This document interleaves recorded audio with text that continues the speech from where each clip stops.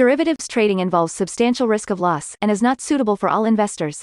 Past performance is not necessarily indicative of future results. So stressful when the world's on fire. Good God. I can't look at this, guys. Like, my strategy is you buy it and you hope that you gotta get some money. Yeah, but we all think you're crazy. You don't fight this. No way. The markets are freaking out and you don't think that anything is wrong? Come back tomorrow and I'll lose it all. Should be fun. Good morning, everybody. It is the 4th of August, Tuesday. A little bit of a decline in the market last night. Let's go to the charts right away here. I'm just getting in, so I like to see it fresh with you guys. So yesterday, a little bit of a choppy day at first. Well, there was this. Then we got this pretty good move up.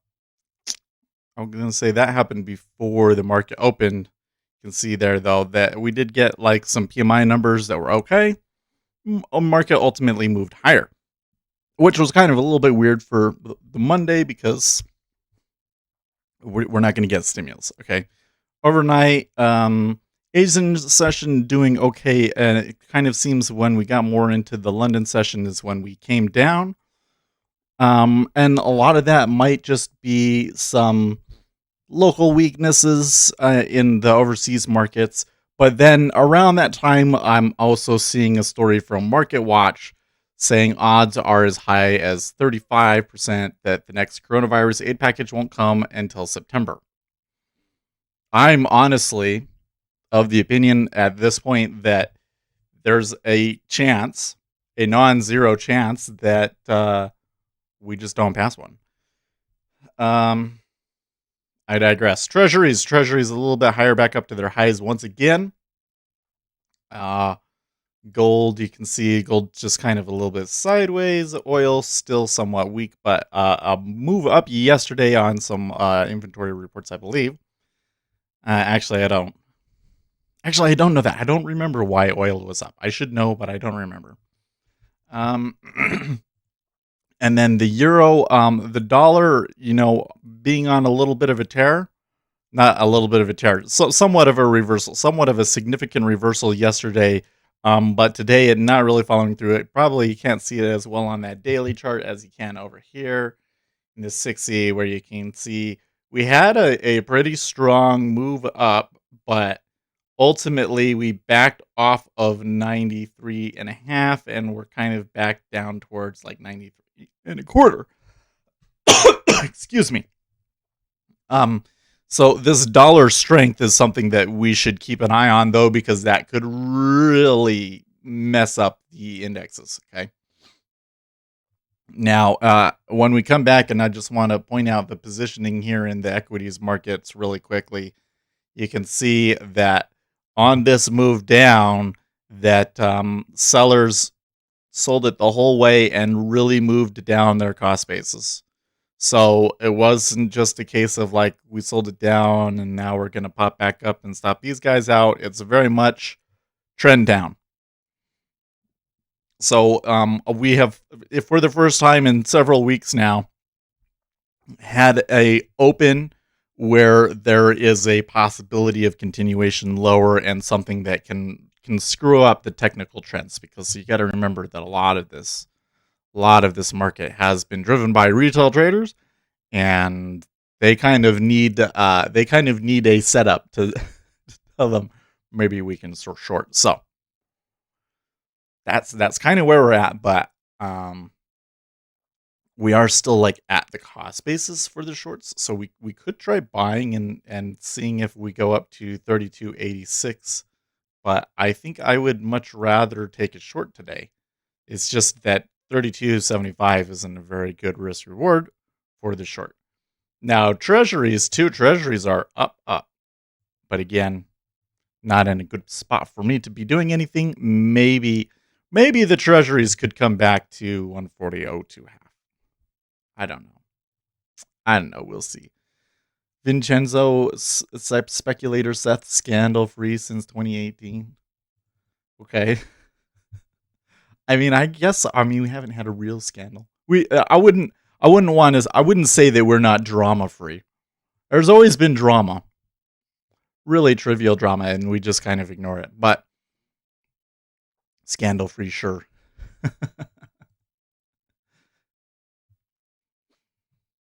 Okay. Oh, and then we need to go into news. So we got factory orders today. And we still have some more bill auctions. Oh yes, ISM New York Index at a little bit after the open. So we do have some news today, but um, it's kind of B tier news. So, but it looks like that the indexes are kind of primed to get uppity about the stimulus because it's been like 2 days now. I think that the market has been pricing in that it's going to happen. So that means that maybe we should see some downturn, right? Uzi Knesset says just go call Keemstar a twatwaffle. Instant attention lol. Who is that?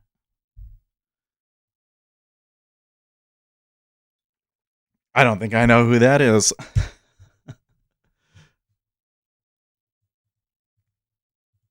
It sounds familiar. He is an American YouTuber with a beard. Uzi Knesset says you don't know who Keemstar is? Oof.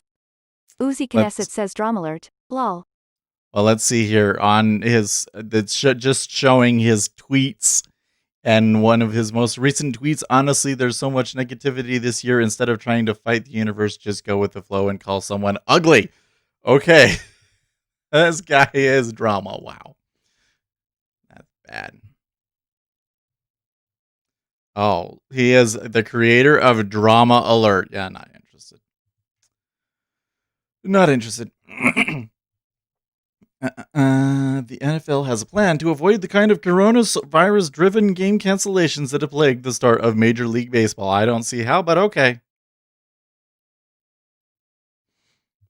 Bernie Sanders, the president, has sent federal agents around the country to arrest and harass protesters. I wish. Uzi Knesset says the drama genre of YouTube is designed to make fake conflict to increase views lol. So, calling him a twatwaffle would get that done for ya haha. Well, this goes back to the thing is that, it's kind of interesting that you start out with that because I was thinking yesterday, I was like, okay, now would be a good time to kind of take a look at the channel. We've been doing well, try and figure out what are some things that we can do better because we've been doing well, but, there are definitely a lot of other day trading channels that have a lot more success than we have. And if we got into, the next tier of success, that could make a significant difference for the channel.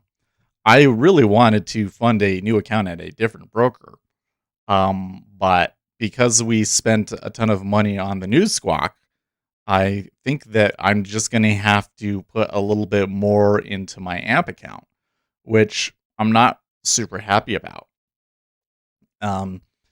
So then it's like, well, okay, there's a couple of things that I could do on videos, like I make them more clickbaity and stuff like that. But the thing that always goes through my mind and the primary concern on my mind when I'm making videos and I'm thinking about that is what kind of an audience am I looking to attract?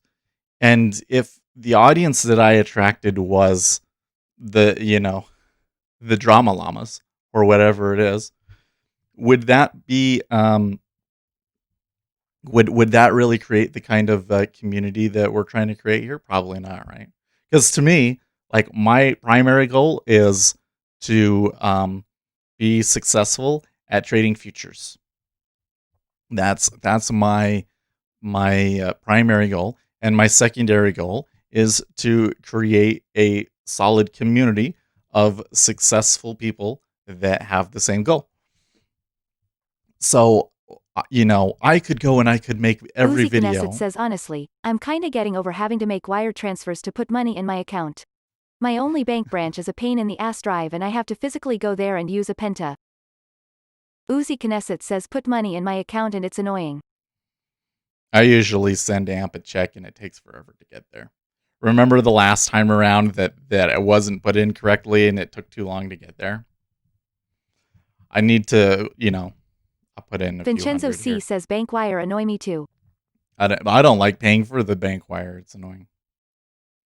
Vincenzo But C says wires. I'm trying to kind of keep the money like I could dip into my personal funds, but I don't really want to do that. The unfortunate thing about all of this is that we made a big boo-boo, right? Remember that the reason that we're in this situation was because I JB accidentally says my last check took over a month. Oh jeez. Uzi Knesset says what kinda caveman broker bullshit is it that I can't just electronically send them money? Sunday Driver says having hard times, Seth. I wouldn't Vincenzo say that. C says if you open an account with an online bank would wires then be online? I think I can do it online. I don't know. I just send them a check. It's fine. No, so remember, if we go back several months, okay, we were trading. Count was in a good spot, and then I accidentally placed an order on the ES futures and took like a $500 loser. Remember that? And then after that, I pretty much, for the most part, didn't trade the account. But then so there should be plenty left in there, but it's like $38 a month. And it's been like 5 months. So yeah.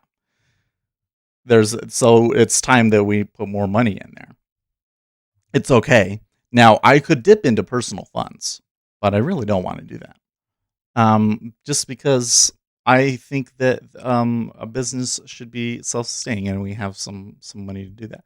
Mind you, we spend a ton of money on being able to have the squawk for forever.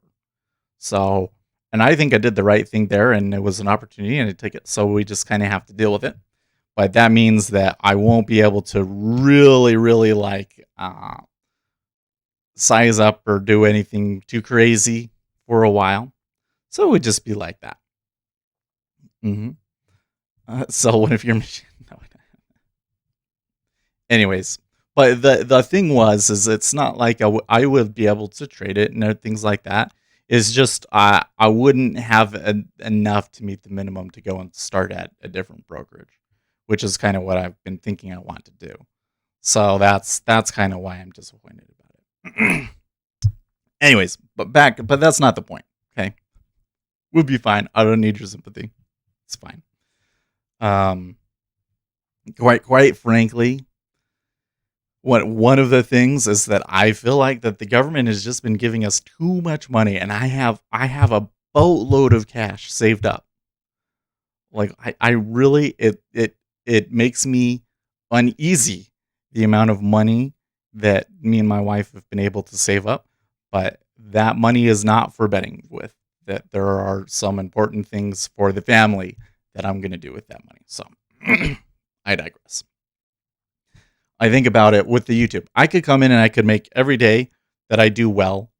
I could go and post how much money you made and I'm so successful all the time and this is so great. This is what people on YouTube click on. Go and look at the guys that like have really big channels. That's what they do. But would that really be in line with my goals? I don't think it is. I don't think that trying to attract the get rich quick easy money crowd is really the direction I want to take things. You know what I mean? So it's the same thing with the Drama Llama. It's like no, we are kind of underground. The strategies that are really truly going to make you successful, especially in a market like futures trading, are not going to be popular. They're just not. It's just not set up that way. These are boring topics that a lot of people don't care about. They want to read a chart and just trade this consistent thing over and over again. And I'm the one coming in and telling you, well, no, you have to understand how monetary policy works, and you have to understand how the economy works, and you have to understand how politics work, and you have to be able to look at the full picture and be knowledgeable about all of these things so that when opportunities pop up, you know more about it than other participants and are therefore able to make better, quick decisions about it. People don't want to do that. And if I attract an audience that is less likely to be interested in those sorts of things, then I really wouldn't be advancing my goals, would I? Now, that said, I think there's still probably some things that we should be doing. I have this one video. Maybe you guys can help me out here. I didn't really push it super hard last week, but we did post a video, right? I give you the guys the link.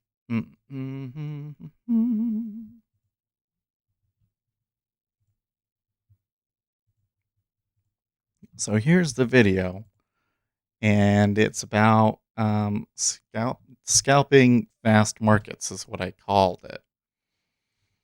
And it's just not doing it.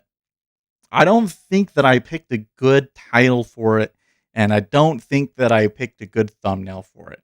So this video is supposed to be like okay, you really want to be fast. You really want to be in the active markets. Here's really the things that you got to get going to be in that. Because I'm noticing a lot of people starting to say, oh, well, I would really like to trade fast markets, but like I'm in Thinkorswim, and anytime that I enter in an order, it asks me for a confirmation. Well, you're using the wrong tools, and probably have the wrong mentality, a lot of these people that I see. And so that was kind of the take with it for it. And it was also kind of supposed to be a video. Maybe I need to make another one that really, really goes into detail about it. But it was also supposed to be this is why you should use the DOM video. I don't know. What do you guys have any suggestions there? Or, well, I don't see. I know you guys are there because you're not talking about. Maybe you just don't have any ideas. That's okay.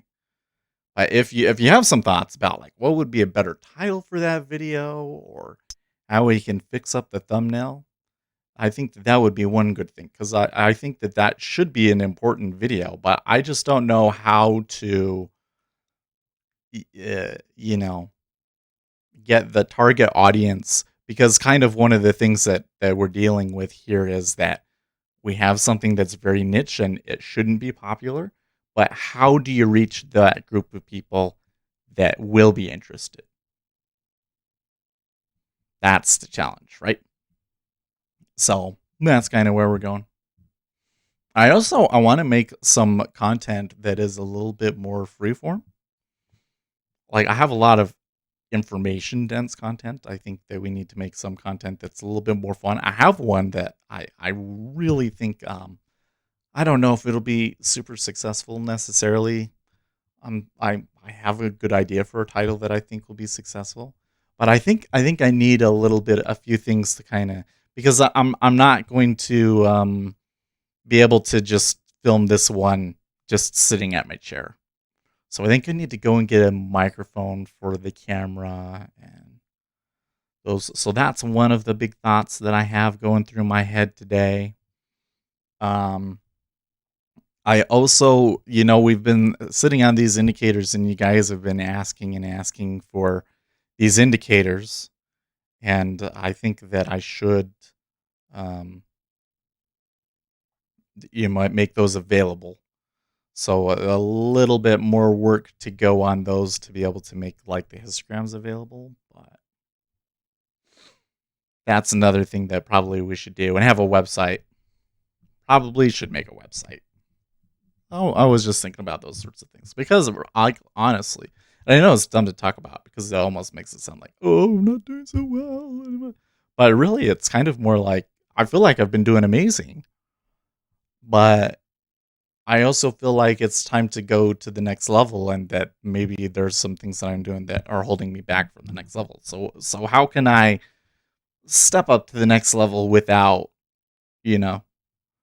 attracting the wrong people? I don't know.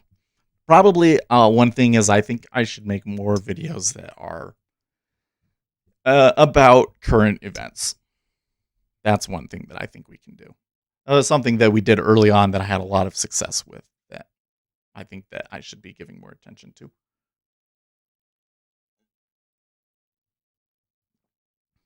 Interesting. So there's a 7K iceberg at 146 half. 140 and 6 half. It's a 7K iceberg on the bid.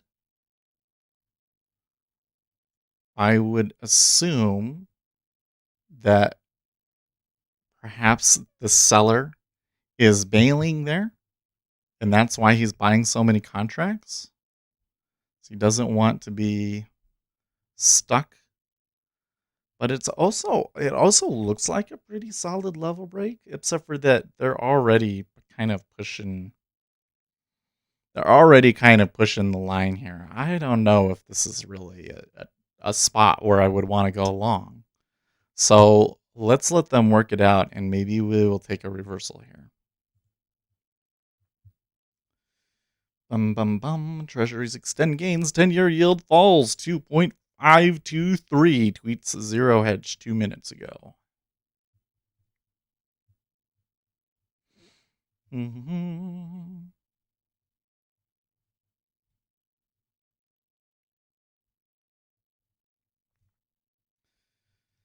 Oops. I'm scrolling down the wrong feed. I wanted to check if any of the trader feeds had anything super interesting overnight. Doesn't look like it. They've been quiet lately.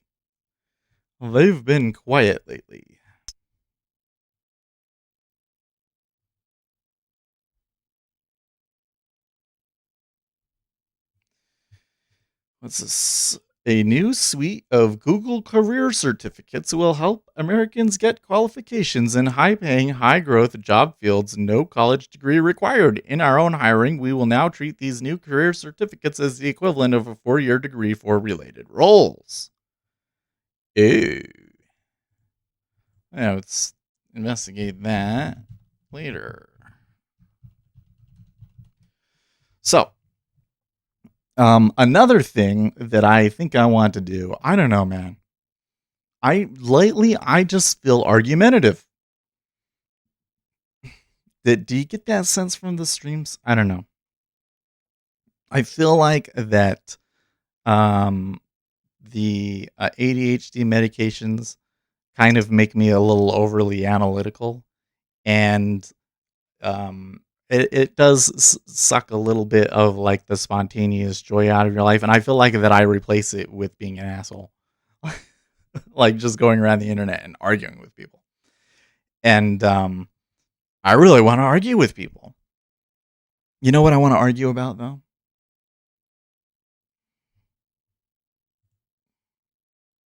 Sunday Driver says do videos on step by step, blow by blow of trades you make. Yeah, Each we step could explain do why you that. did, or did not, make a move. What you did right, what you did wrong, what you could have done better. Yeah. I wish that I should get another drive. I should get another hard drive that I can just fill up with, because I'm I'm not necessarily recording these to disk. Then I'd have better quality video to go back and do reviews. It's a lot of work. Those are a lot of work, and that's the problem with me. I think that I spend a lot of time working out. And so I kind of been avoiding the hard work. I would be. I think that I would be in a good position to take on an editor. I guess I could take a look at that again. I digress. That's a good idea, Sunday. Yeah. So, anyways, I was saying I feel argumentative. So, like, one of the things that I'm kind of thinking JB about says doing. good idea Sunday Driver, as well as more on indicators and or Ninja Script. I got my indicator coded, but it was a chore. Good deal. Yeah. Well, that's the thing. I want to go into a lot of things that I think might be a little controversial. So one video that I'm thinking I might do, and maybe I'll do it this weekend because I think it would be an easier video to do. JB says, and I would like to go further but feel stuck. Sunday Driver says if you want to argue, then go to afeminist.org and explain why the 19th Amendment should be repealed. Yeah, I'm not doing that. No. So one of the things is that we did that survey, right? Remember the survey? And well, actually, let's see where it is because I posted it on Wall Street Bets, although I didn't do very well on Wall Street Bets, unfortunately. Day trading survey responses. So I've got 65 responses now. So let me show you. Here's 65 responses, and a good 70% of them all claim that they use price action of some sort. Charts, technical indicators, and market profile or order flow are all quite popular. So one thing is order flow is a lot more popular than I thought it would be. But there's a lot of these things down here that I'm kind of I find interesting, like seasonality. Spreads, I'm not surprised at. Pricing models is by far the lowest. Wyckoff method was also very low, which I'm find interesting. Elliott wave analysis also is like they really don't like Elliott wave analysis. In fact, when you come in here and you look at the ones that they say, oh, I don't think that this works, Elliott wave analysis, 46% say that it doesn't work. 18. That's also disturbingly high, fundamental analysis. So I'm thinking, oh, let's use this survey and argue with people about a couple of things.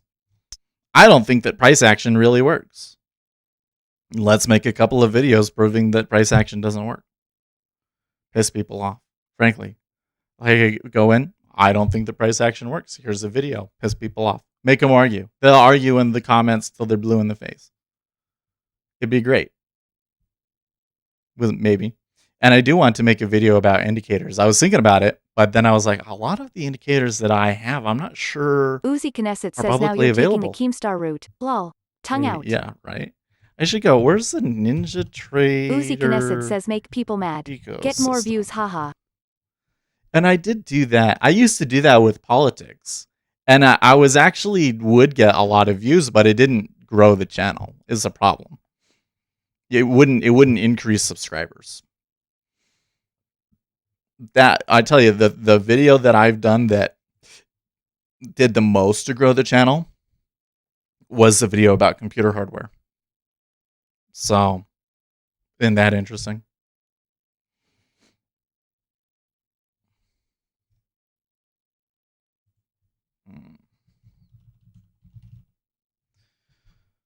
Where's this? Where's the? Oh, here we go. So, wondering if there's a public super smoother. I know that it's available from Lizard Indicators, but I don't know if you can just download it.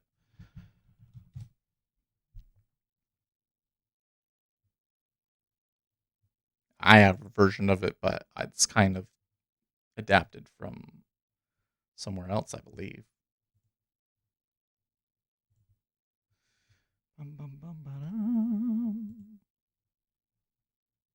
So like I was thinking of making a video that was what are the best indicators.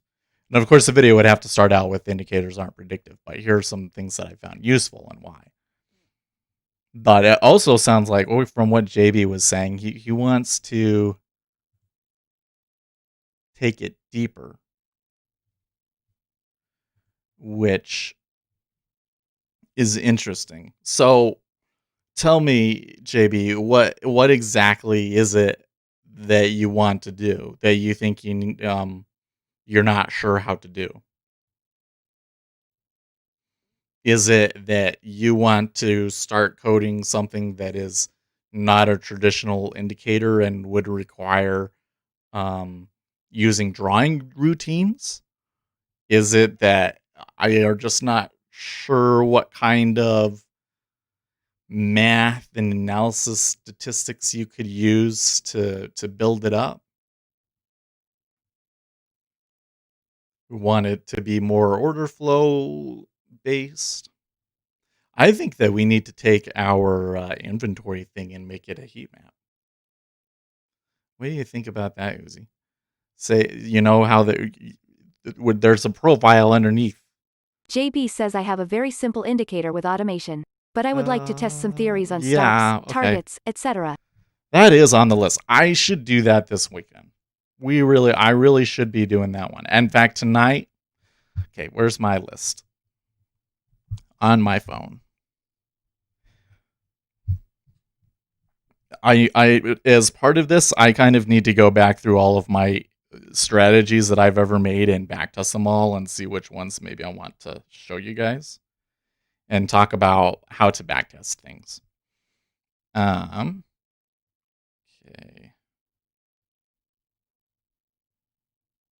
JB says or compare certain other things and use that as added filtering criteria.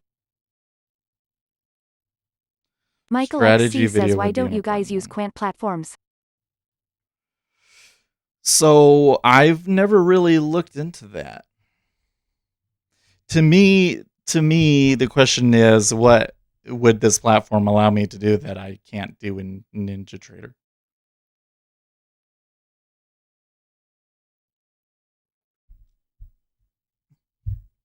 Because I think, well, it's kind of one of the funny things is that the word quant is one of those terms that has kind of become vague.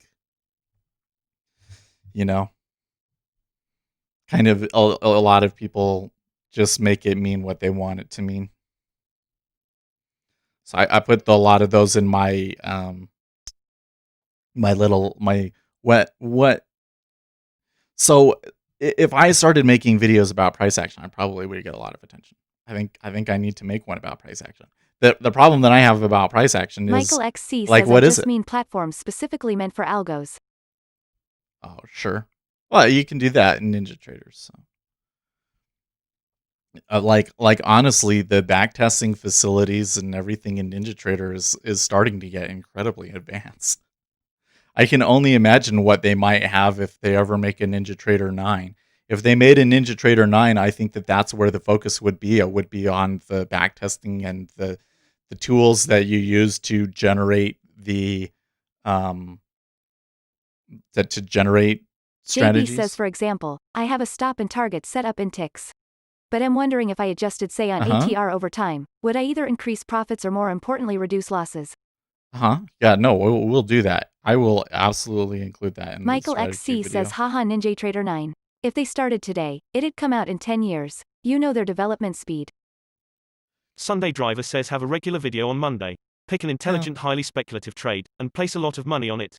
Show real time the moonshot or crash and burn. Call the video series, Balls Out Monday. I'm just not the YOLO kind of guy, man. To me, I have to say, and this is maybe JB says lol. maybe this is a value or opinion that I have that's holding me back. I don't know, but to me, this money is sacred. It's like, okay, I have put some of my own money into it. Sometimes I will take what we make from advertising revenue and I'll put it in. But to me, that is the business, and I am responsible.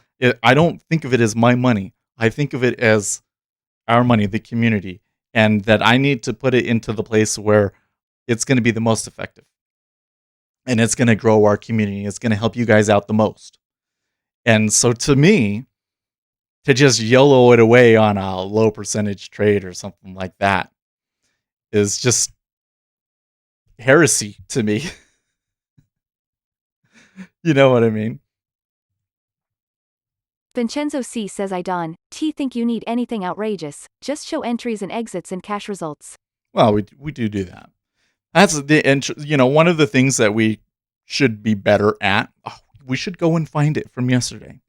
Is putting timestamps in our videos so that we can cut out. I would like to go back and edit videos, but when I've done that, those ones don't actually really get all that much attention.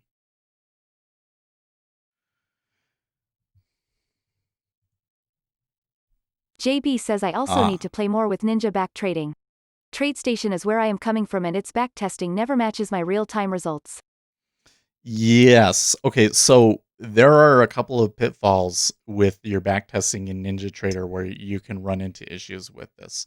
There is actually a way in NinjaTrader that is not, and I kind of honestly forgot how I made it happen last time, but it's not like necessarily hard to run across, where you can literally take a trade at a price that you wouldn't have gotten filled at.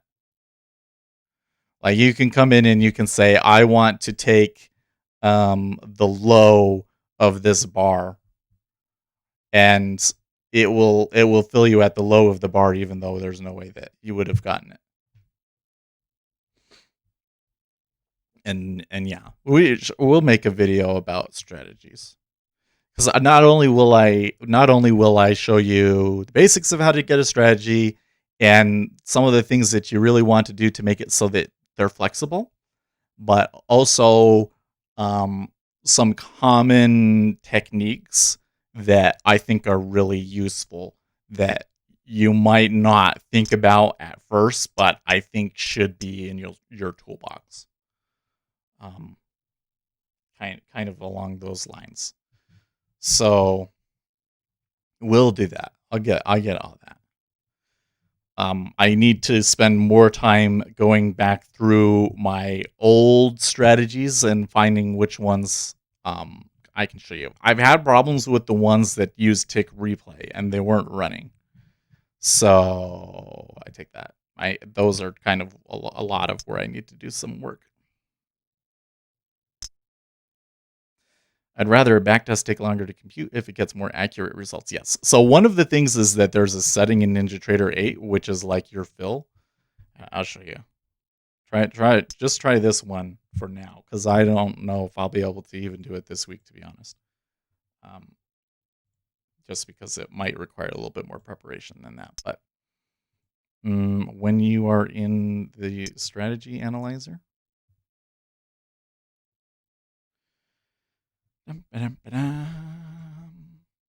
okay, down here. So one thing is include commission. You always want that. But then historical fill process, order fill resolution standard, change that to high.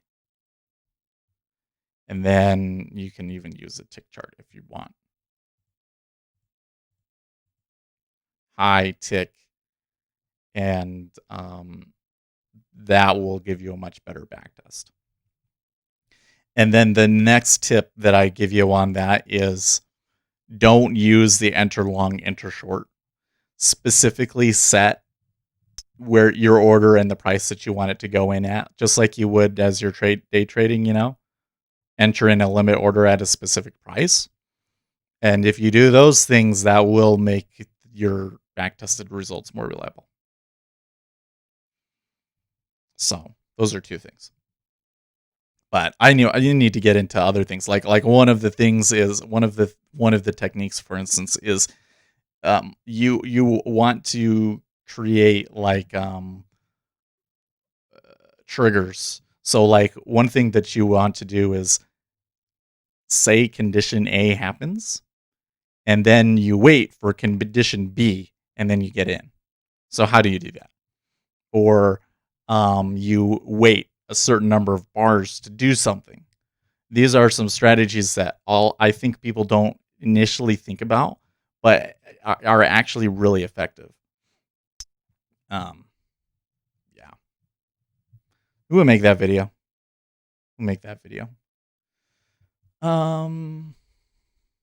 What was? Oh yeah. I was still thinking about price action, man. I want a price action setup.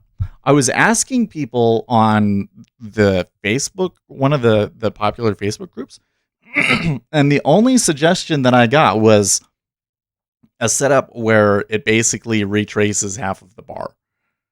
And I thought that I can backtest it, but I almost guarantee you I know what's going to happen. And I don't find that to be a very compelling setup. But that's probably the thing. What I need is the quintessential price action setup. You know what I mean? I need that one setup that all of the price action guys think is a good setup and they trade. And then I go in and I show, hey, look, see, it doesn't work. That's what I want. That's what I want to do.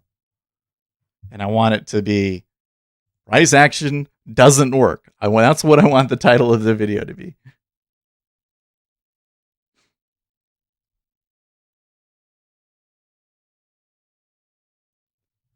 Oh, that's interesting.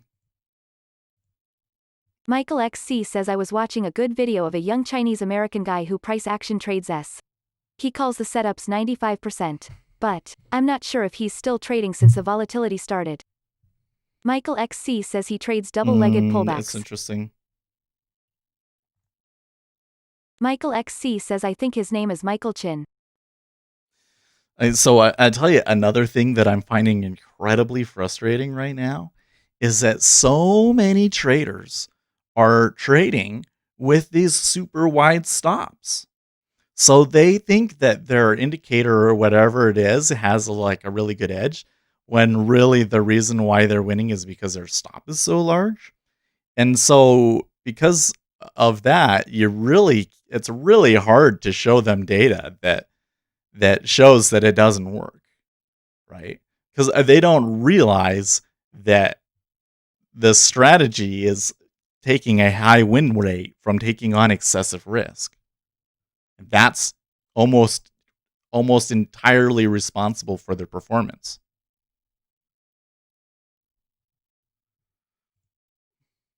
Michael XC says actually the people that I know that are great at S trade without stops.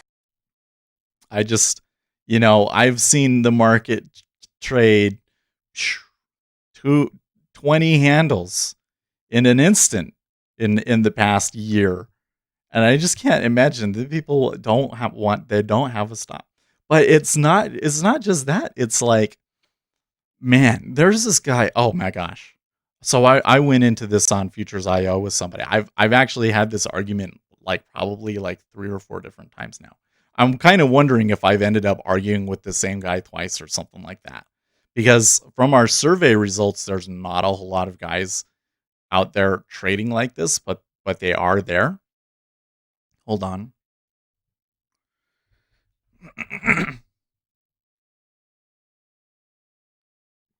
News about Google and an antitrust probe. Yeah, they so I've had this argument 4 times with guys, and I tell you what, you will never get a humble response from the guys that trade this way. Never. I think it's because the reason that they trade that way is because they've got the ego, and it's really painful to their ego to take a loss. And so they are avoiding it as much as they possibly can. I was looking at a trade the other day where his losers were $2,000 to $4,000, and his winners were only $50. And it's that there is no way for that to ever have a positive expectancy. You'd literally have to win 99% of the time. And even then, you get a string of losers and you could blow it. It's just so bad.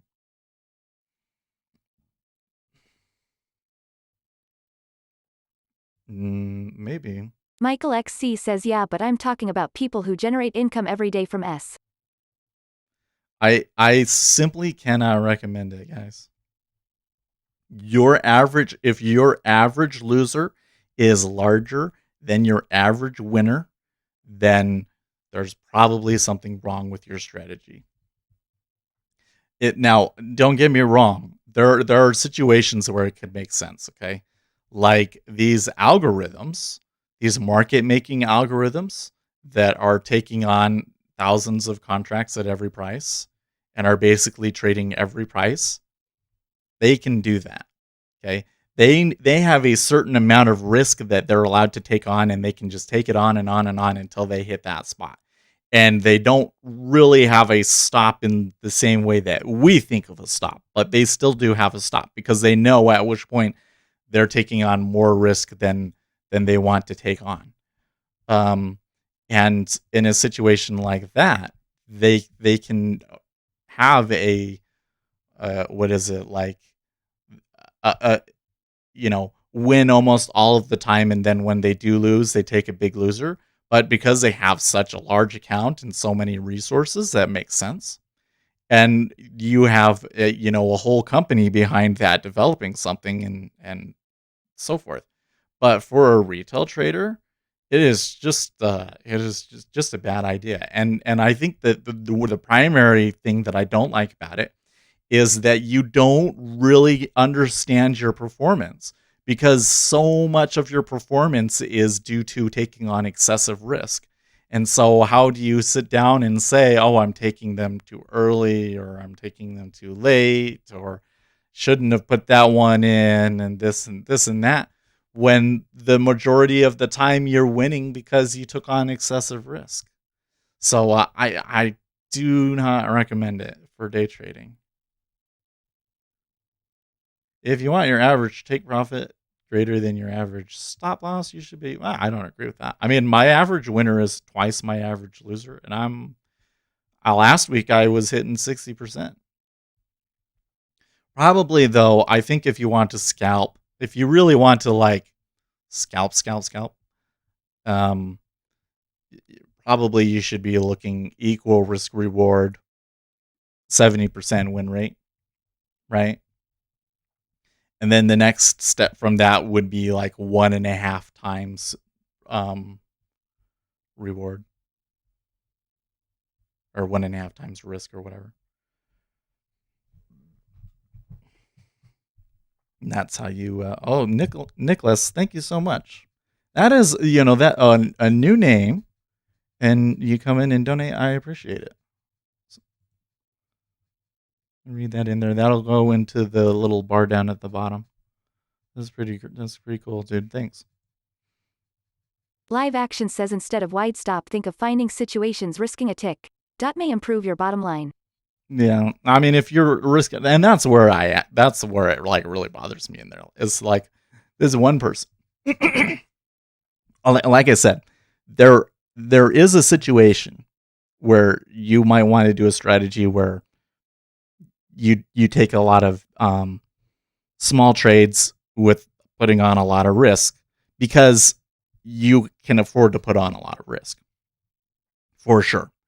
But it's not going to be most retail traders, because it's like this guy was saying, "Oh, it's really accurate." And I'm like, "How can you say that it's accurate when you need a stop that large compared to your winner? It's not accurate at all. You're saving yourself because it's not accurate. Half of the time, it goes against you a ton before it actually goes to your spot. So it's not accurate at all." And but I tell you what, you will never get a humble response from those guys, because they don't like taking a loser.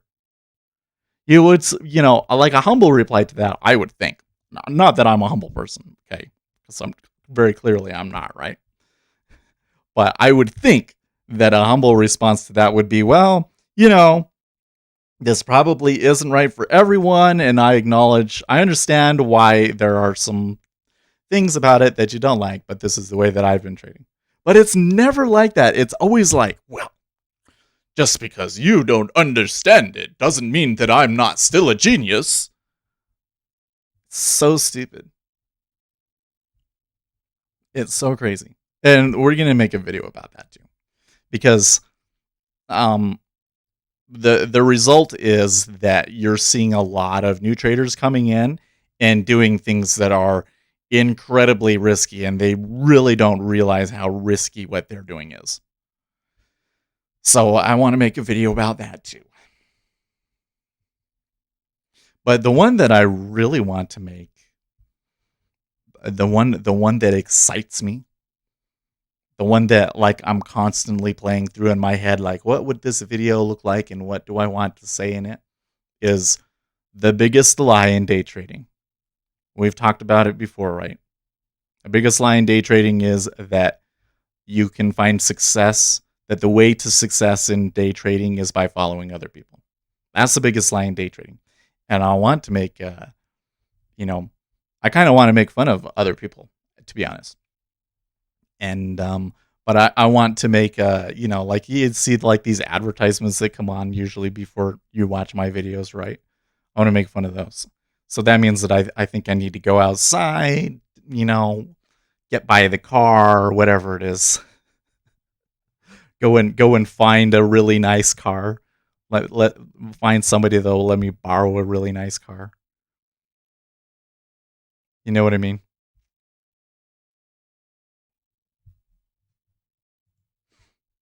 Michael XC says I don't know this Norden sounds interesting. Oh man, don't get me started on the Norden thing again. I really want to know too, but the reviews from it have been incredibly inconsistent, haven't they? I think that Gary Norden would have some really useful insights to our new inventory indicator. But I don't know if he actually talks about any of that stuff in his course. I don't know. Should go ask John about it. Because I was thinking about saving up and doing that course, but then it's like, nah. Then we found this other thing we started doing, and we changed things around to news and we started doing really well. And then it was definitely like, well, maybe someday as more of a review when we've, developed the channel out more. We get to 5,000 subscribers. We'll get there. I got to tell you what, I'm always going to be harder on myself than I should be, right? I think that's just especially as a creator, that's always going to be your error, right? Should have taken that short. They did finally come back in the tenure. Anyways, yeah, I'm always going to be harder on myself because the reality is our channel's been doing so well, guys. Like you guys, especially, you're here every day. You click the like button, so all of our live streams have a lot of likes. You go and you watch the one-off videos that I make. From what I can tell, you guys have been sharing it, links about it to other people.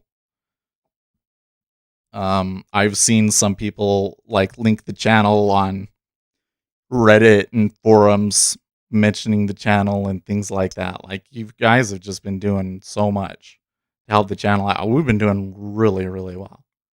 And I'm just like, isn't that the way that people are though? Is that it's just like, yes, but I can do better, right? That's always the thought.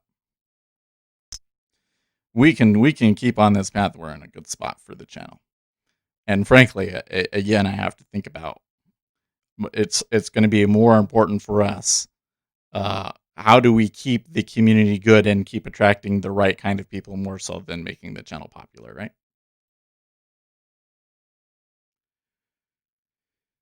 Being a market maker can't get you in front of the queue. If they can, you can't lose. I advertised this channel on Chatterbait. You told me that the other day, Sunday. And I appreciate it. Thank you very much.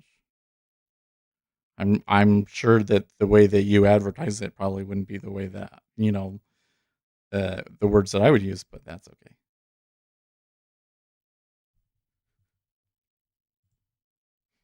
Vlad Stolyarov says more day trading new ads on YouTube lol. All right. And some of the ads that I'm starting to get, I feel really bad for you guys sometimes because some of the ads that I'm starting to get on YouTube are so retarded.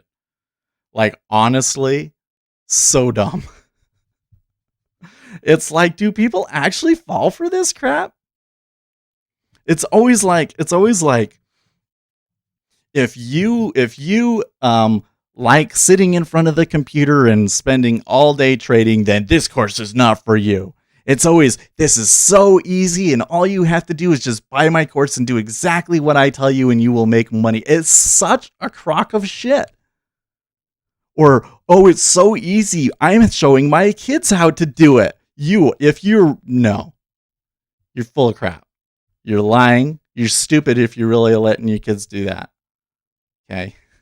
It's so dumb. Some of the ads, yeah, they really are ridiculous. That's why I want to make fun of them.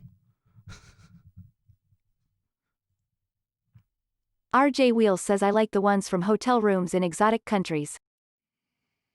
Well, that's what I need to do, I guess, is go on vacation. I mean, I can go anywhere I want. And really, all I have to do is pay the landing tax. I can go pretty much anywhere that I want. But I need a new microphone for a microphone that attaches to the camera. So if I'm going to do videos outside of my sound treated room and my nice microphone and stuff, I'm gonna need to upgrade there in that area. So that's probably the next step. But in the meantime, we need to. Oh, I didn't put them all down. I didn't put everything down that I need to put in my list. So we need to make this strategy video, and we need to get further on a website. So apparently, we need to have that at some point.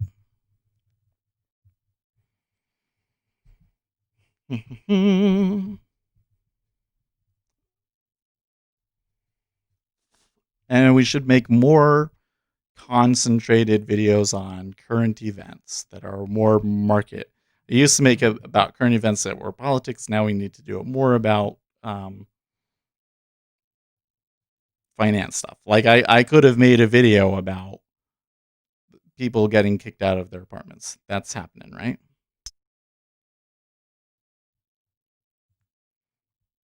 Live Action says or how to make $1 million in the market, and the guy is filming from a studio app.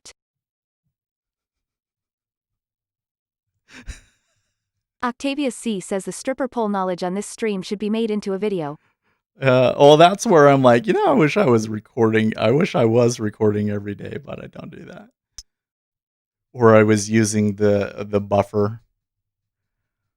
I don't know. I'm too lazy, guys. If I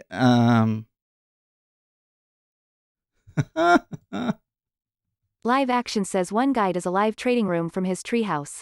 His treehouse? What? Smash the Bid says come trade my completely subjective strategy so I can blame you when it doesn't work. Right. That's exactly how it works, Smash. No, you're totally right. You give a bunch of people a system, and then when the majority of them fail with it, you blame them. But that's why it's the biggest lie in trading. You literally can. It's impossible Uzi to have a strategy. Smash the Bid 100%. It is impossible to have a strategy that is both popular and profitable. Too many people start trading it, it loses its edge. That's because of the very nature of the market, which is why you don't want to be trying to follow somebody else. And that includes that somebody else doesn't necessarily have to be somebody on YouTube. That somebody else could just be this big order that you saw on the tape, right? You see a big order, okay, somebody big is selling 07. Do you want to sell 07 just because of that? You don't know why he's doing it. We have no clue why that guy is trading the way that he is. There's a bill auction today. Maybe they're hedging against that. Who knows? That's not trading. I used to think that trading was, and I've said it on this stream not all that long ago. This was the thing that I was so wrong about. In retrospect, I think I was so wrong about was that I thought that pure trading, was about making decisions just based on what other participants in the market were doing. And I realize now that is not trading. That is following. You don't want to be a follower. You want to be the leader. You want to be the guy that everybody else is looking at.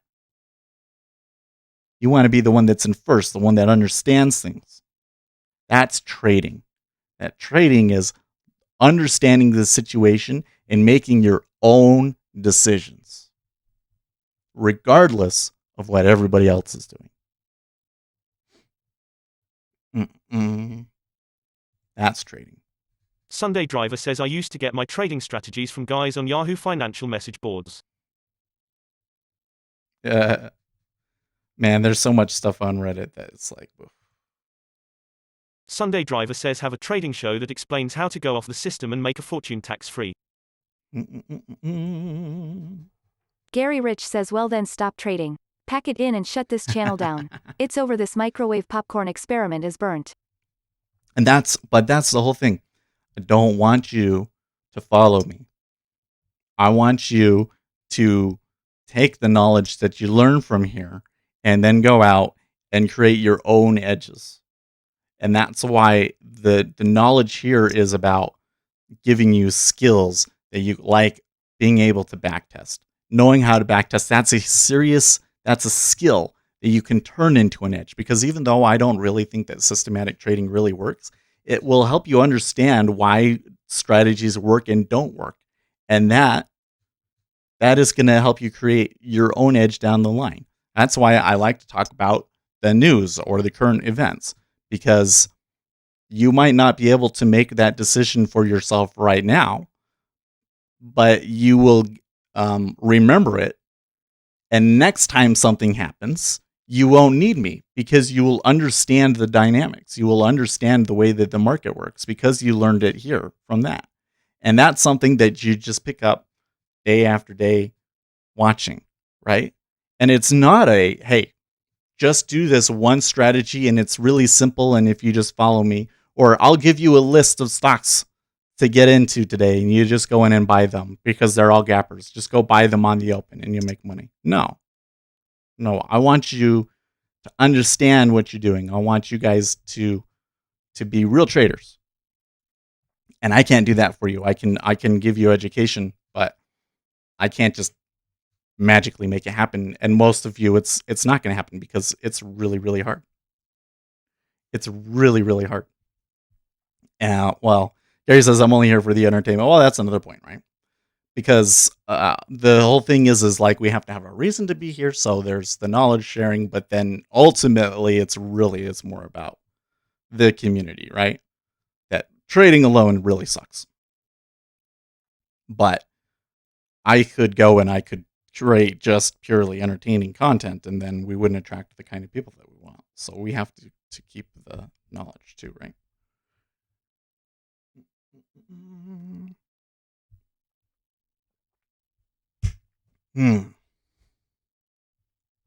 Anyways, I keep when I take a break and I'm like, okay, trading alone does suck. This is a lonely business. Yeah, you're right, RJ. My mind keeps going back to price action. What is the quintessential price action setup that we can prove doesn't work? I keep getting on the, like, there's certain things that if you get on trading forum and you say, people will not like you. People don't like to be told that their strategy is bunk. And yeah, it seems to me price action is awfully popular and I want to destroy it. I really do. Maybe I need to just go and buy Al Brooks' book and then go through that and say, okay, let's backtest this shit. Quite a bit of work, probably. Maybe we should do it though. Because, like, seriously, price action is so popular right now. It's really quite silly. So I think I've said all about this, so that shouldn't pop up into my mind again, because I don't think that you guys are too interested in price action doesn't work. I don't know. Have any of you guys taken that course or read those books about price action? I don't think any of you guys are using it, which makes me like even more weirded out that it's so popular. It's like, I don't know. I don't like you because you diss technical analysis. There you go. I get it, but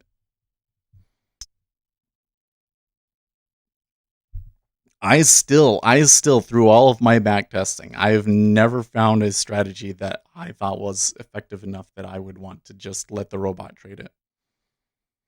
I've never done it. I really don't think that past price can predict future price on its own.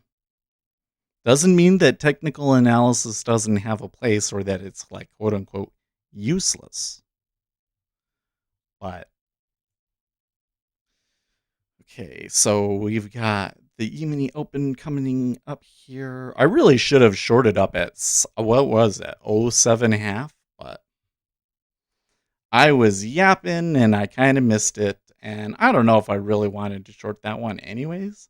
I mean, the 10-year really has been on a tear, right?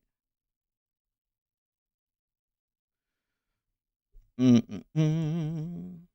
Trader Josh says I have. I've run down a lot of rabbit holes. I've just run down a lot of rabbit holes. But that's just that's why I think that ultimately you're not going to find a pattern that reality is so complicated that you're just not going to find a mathematical formula that conforms to it all the time. Do you use the volume profile on your ladder? Yes. Okay. So here's the open. Canadian market manufacturing came out at 52.9 versus a previous reading of 47.8. Live Action says look at your chart the same way.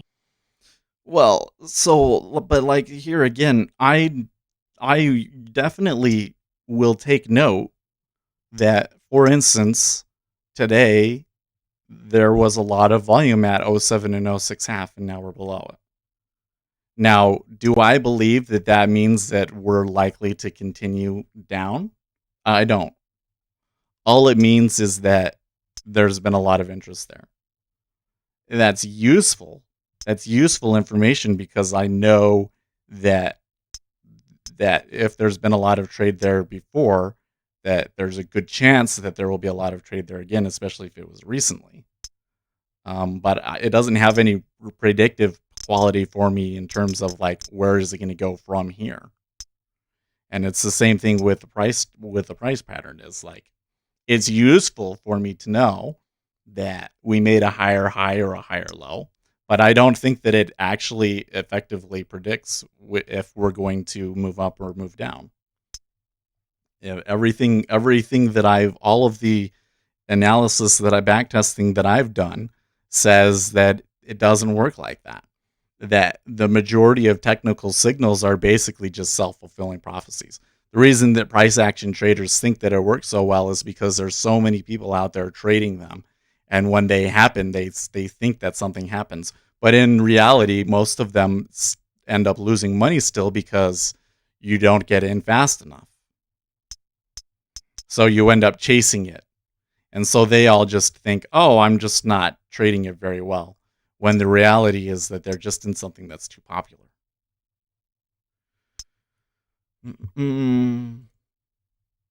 Vlad Stolyarov says I think market trades more like casino during summer. A lot of technical stuff doesn't work.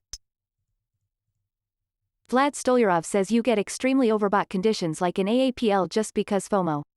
Yeah. Vlad Stolyarov says then you get small pullback but by then you wipe out your account, right? Right. I just don't think that they're predictive. I think that changing expectations of the future are predictive. By the time that you see it in a chart, it's already done. It's already happened.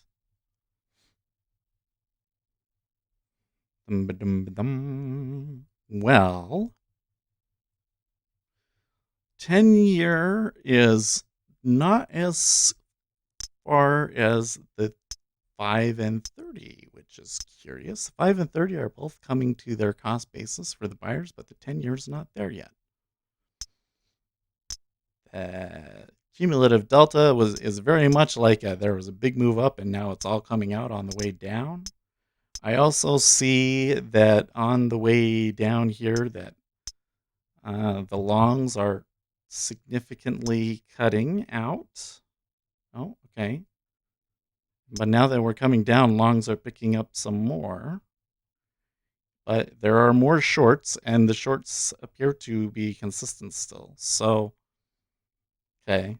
Now, on the open in the E-mini, it's about 5,000 contracts up,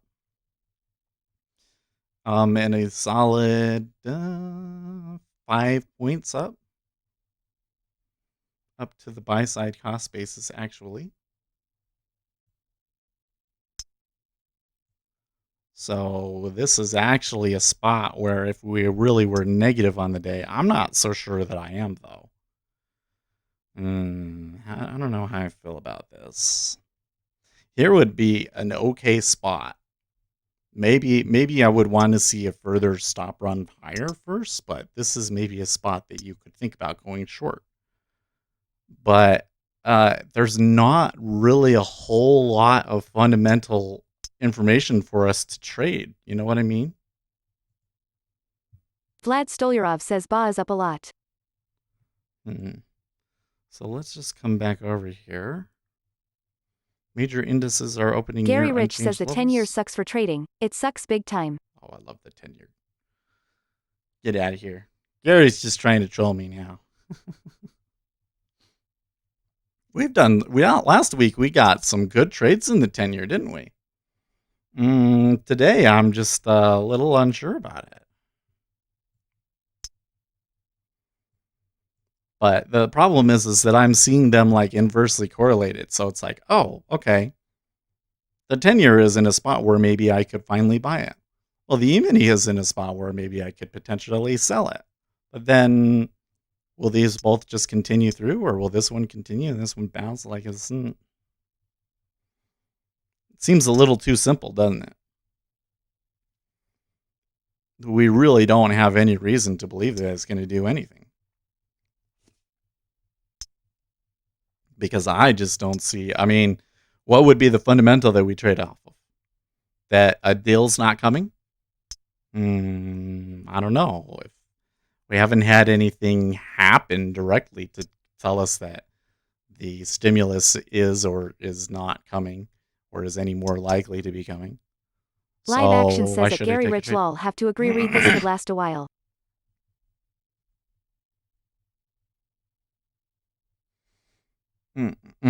Now that said, the 10 action in the 10-year is definitely not as fun as it used to be.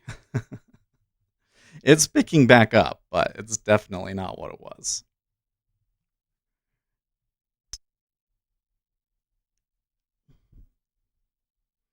The scary thing is that it's picked back up largely because it continues to move up.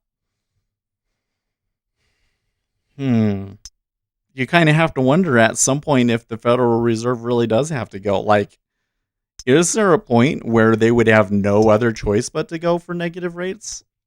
I'm not so sure. The thing is, they're definitely been going through with other tools, and especially fiscal tools. You know, getting Congress, and Congress is all gung-ho about it, frankly. I don't think there's a single representative in Congress that thinks that we shouldn't have stimulus. Probably, okay, there's probably like 10. There's probably like 10 that think that we just don't need stimulus. But I bet you that there's probably not one that would say that we never needed stimulus, that we should have not have passed a bill down at the bottom. I don't think that any of them would say that. Right? So is there really any limit on what you can do on the fiscal side and balance sheet side? Maybe there's not. Well, I guess there is. There's because at a certain point the market's going to say, "Hey, it's going to hurt the currency," and so on and so forth, right?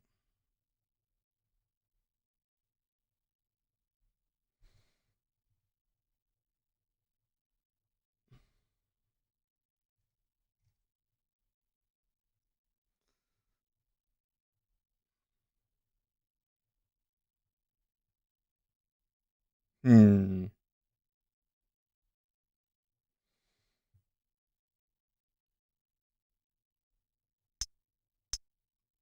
The market here, everybody believes in the euro, Vlad but Stolyarov nobody says believes in European MSFT and dividends. AAPL confirming short bias somewhat.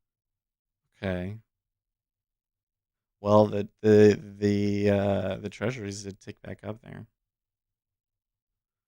So I guess some of what I've been saying in terms of like a potential reversal.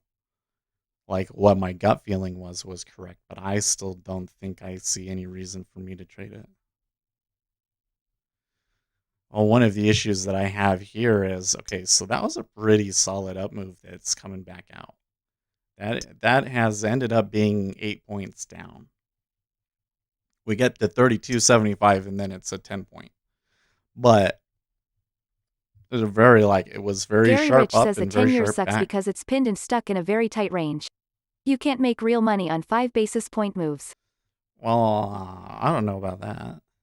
I feel like that if you can get 3 ticks out of it in a day, that you're just fine. I would be happy with 3 ticks a day in the 10-year if I always got 3 ticks. I'd love that.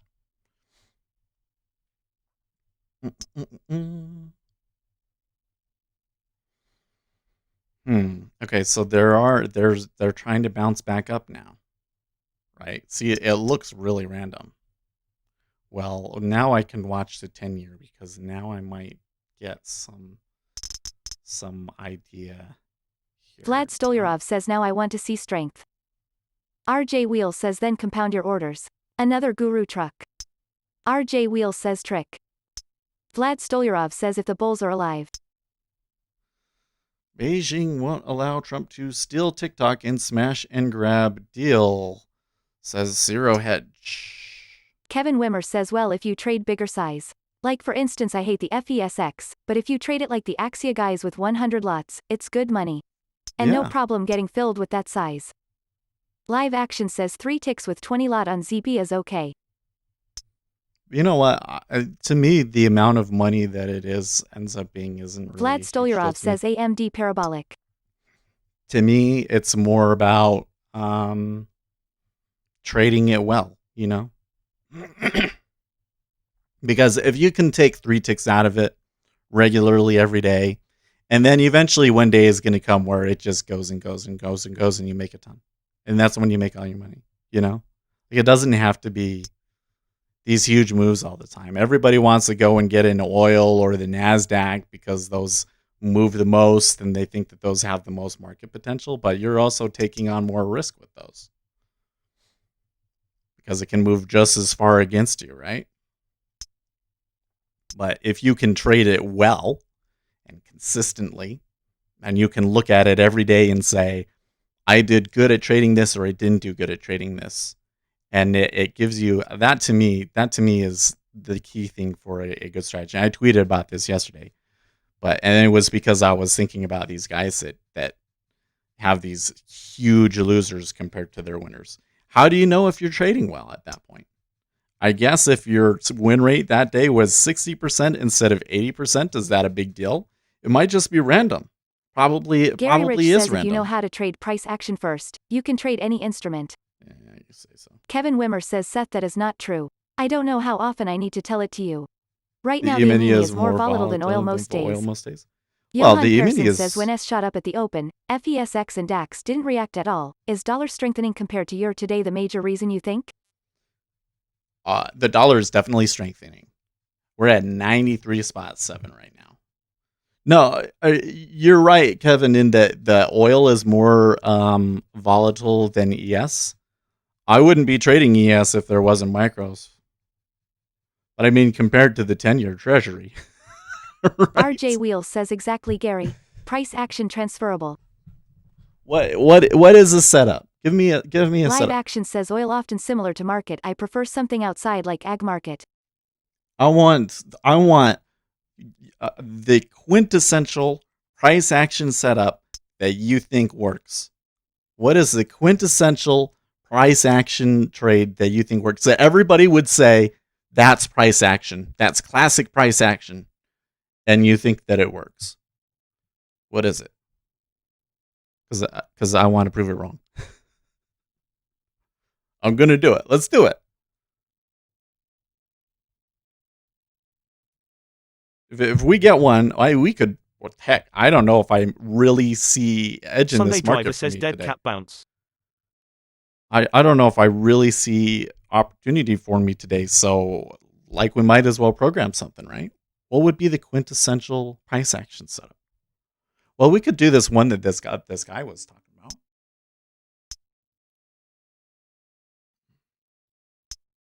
Vlad Stolyarov says price action based on pushing price against open positions, and you can't be 80% plus sure which positions are exited and where. Okay. That's true. So here's what I know about price action.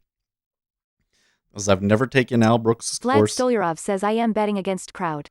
and I watched maybe part of his webinar they did. Vlad Stolyarov says slightly smiling face. Vlad Stolyarov says when it works. Gary Rich says that's why I won't give you one, because you instantly want to beat it up. I'm not stupid, sir.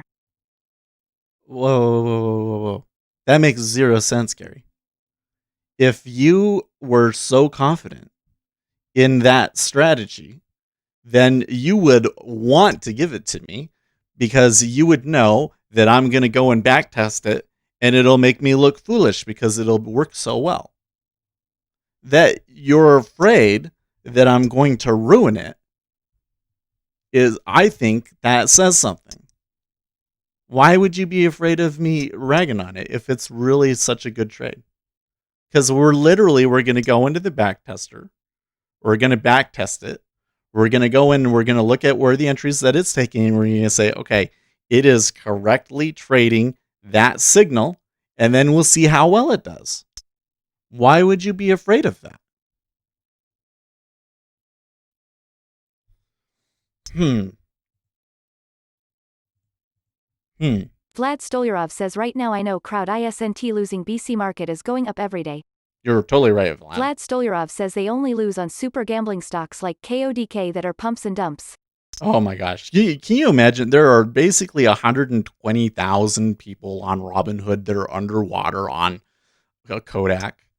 Like, that is insane. That is the first, you know how this works. At least this is how it always worked for me. Is you think you're doing really well, and then you run into one of those. And you say, oh, okay, that was dumb. Shouldn't have done that. But it's okay. Because the thing is, you blame yourself. It's always you, not the strategy, right? It's always you, not the strategy. I think that sometimes we should question the strategy more than we do. Because, maybe the strategy is setting you up to make bad decisions. Just saying, right? So you think, oh, it's fine. And then all of this, so, you kind of try to be a little bit more cautious. Or maybe, some people, they will revenge trade it. But me, I try to be a little bit more cautious. And then all of a sudden it turns into like nothing works. Why do you want to make a bet? Just the thing goes through on the back tester or not should be more than a prize enough. Like, I'm not going to bet you $100K for information that I can just go and find on my own, Rich. That's stupid. And quite frankly, if I'm going to take a bet, I'm going to do it on my own terms in a situation where I really know. You know what I mean? Like that time when I said, what was it? Well, there was a couple of them. But hey, can make if I really wanted to trade it, then I'll take the trade on it. But we're going to backtest something. I'm not going to bet you $100K over backtesting something, especially since you're going to have to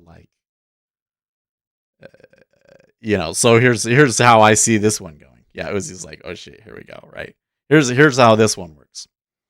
I go in, we write it, it doesn't work, and you'll say, oh, you wrote it wrong, because it shouldn't be taking this one, and then we'll go through and we'll modify it 1 trillion times, and then it still won't work, and you'll just never admit that it works. You know how I know that? Because I've been through it like literally 100 times now with indicators that people bring to me. I can't. This always the thing is they're like, here's the situation, and I'll say, okay, let's write it, and then there's always something wrong with it, right? So then you fix it to the point where they can't really point anything wrong with it anymore. And when it still fails, they refuse to accept that it fails. They'll say, well, there's something wrong with the back tester, or, it works when you do a live, but it's the most silly excuses. But people don't want to accept. This is the big thing. Oh, I think if anything, going back to our survey, can I show you guys something about the survey again that I think is really interesting? Okay, what percentage of day traders make money? Well, according to most of the statistical evidence that we've looked at, somewhere between 95%, 60 to 95% of day traders lose money, right? Okay. And after, Vlad says after 10 years, maybe 3%. Okay. So we asked questions about that. And what did they say? Oh, responses. We need to go to responses. Okay. What did they say? Do you consider yourself profitable? 49.2. I am profitable.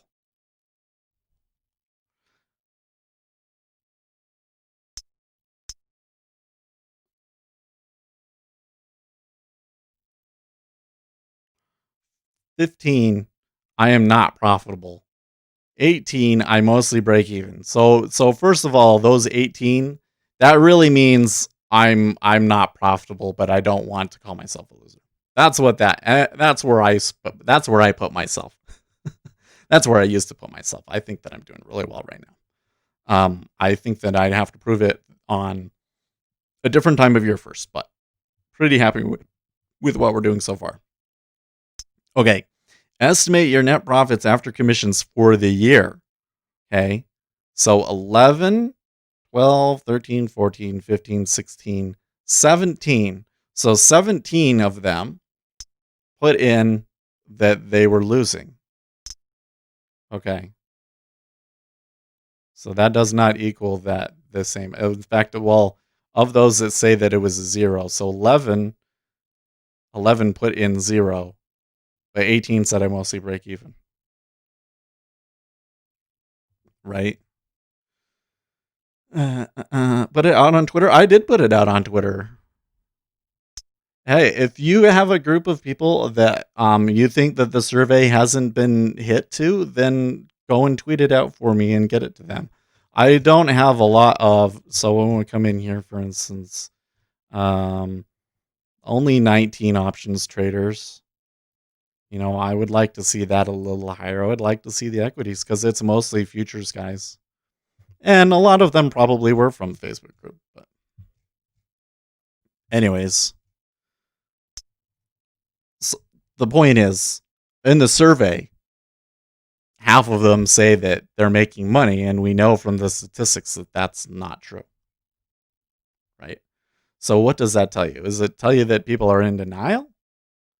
Well, maybe, but I also think that part of it is that I don't think that the average trader really keeps enough data to really know what their performance is. I think that's a reasonable explanation. Did you hashtag the Twitter like trading survey? Is that a popular hashtag? Let's go back and look because I don't remember. Maybe we can do it better. Twitter.com/speculator Seth. Maybe I didn't tweet it out. Been trying to tweet every day, so we'd have to go back a little bit. Okay, maybe we didn't get it through on Twitter very well. So let's tweet right now. Okay. I don't think that there would be day trading survey would be a popular hashtag though. This would not be a good advertising video. Anyways, I guess the point is that traders don't really want to know that they're losing money. And so if a strategy if you can backtest the strategy and prove whether it works or doesn't work, they don't really actually want to know. And if you show it to them, they refuse to accept the results. But we're going to try anyways. If you have a quintessential price action setup, I would love to hear it. Okay, let's tweet. Oh, wait. Let's grab the link here. And cancel. How do I do it?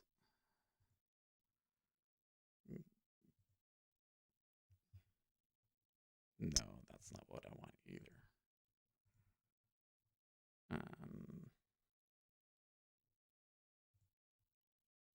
I'll just grab it from the lobby over here so that I get the same link. Copy link. Twitter.com. Okay. So we're going to say I am doing a survey to find out what the most popular day trading strategies are.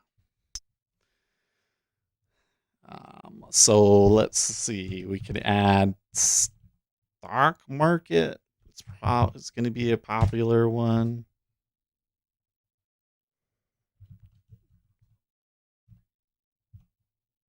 Survey is not a popular tag, apparently. What else could we add? Let's see here. Twitter hashtag tool.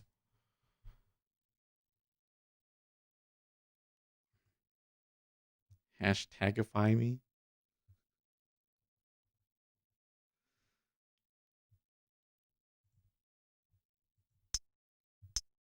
Okay.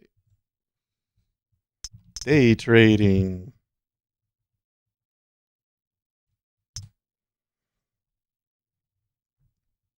Will it not show me the related hashtags? NASDAQ stocks and NYSE trading.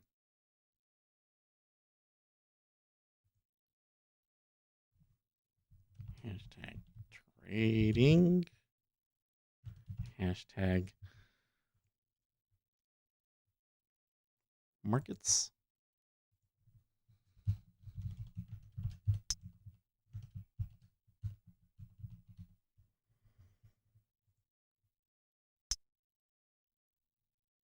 Okay. Oh, hashtag stocks. Hashtag stocks.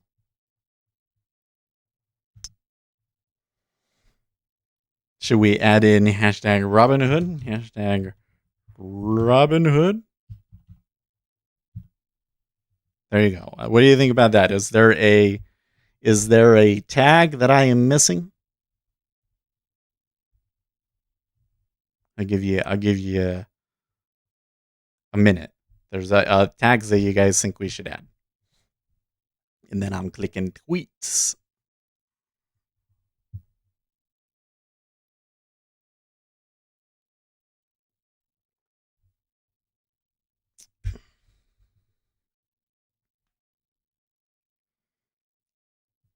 Okay. So Gary has some additional ones in here. Swing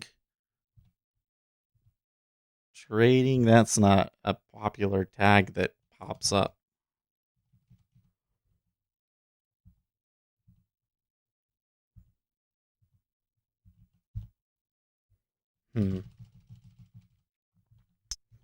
Twitter.com. Swing trading.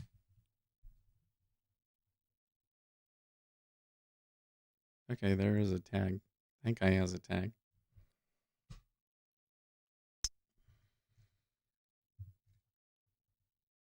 Yeah, that just doesn't pop up when I do the thing, but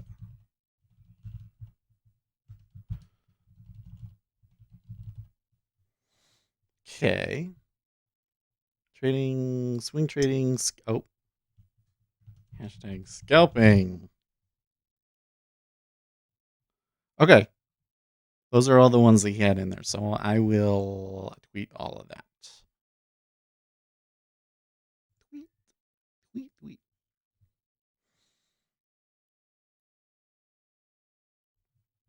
We'll see. I highly doubt that it's going to change though. The majority of traders don't make money, and I think that the majority of the traders that are not making money are in a little bit of denial about it.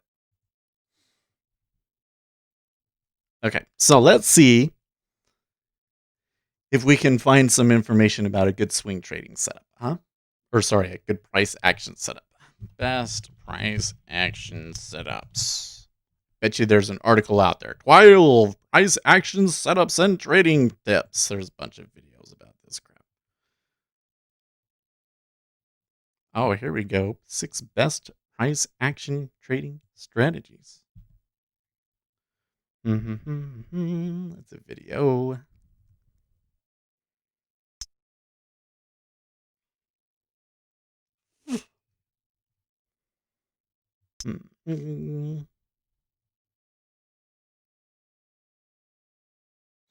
Okay, so we've got some factory orders coming in here. Treasuries are at their highs.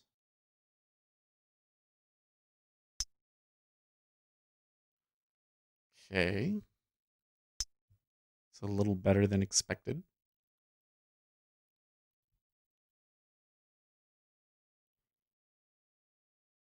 And there's an economic optimism release too that previous reading was 44.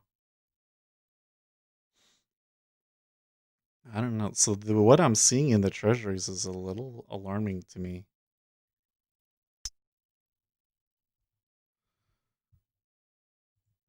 I need a little Vlad alarming. Stolyarov says airlines and cruises lift off today.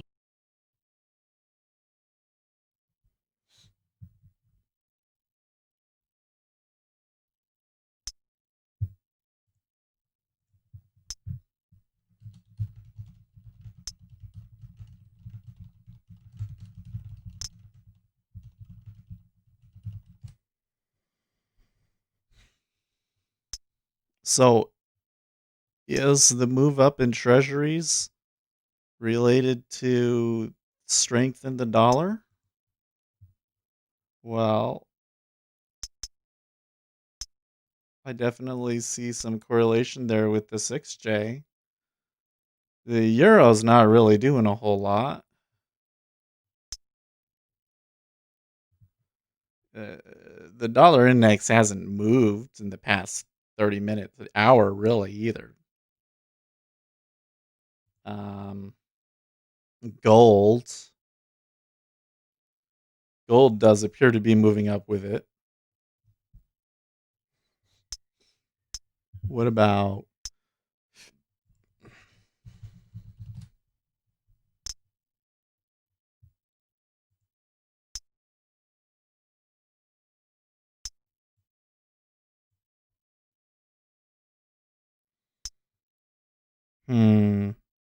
the VIX looks like it opened lower.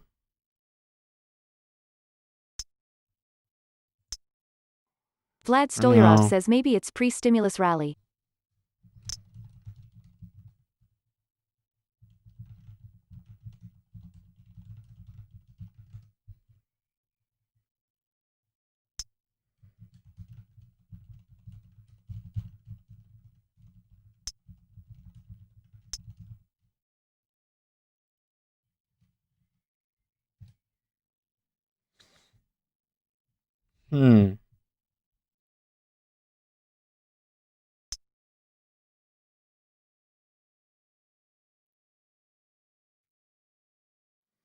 So now they were trading up into 10. They've pulled back from the 09.5 significantly. The E-mini is looking up. Why is there so much buying in the treasury?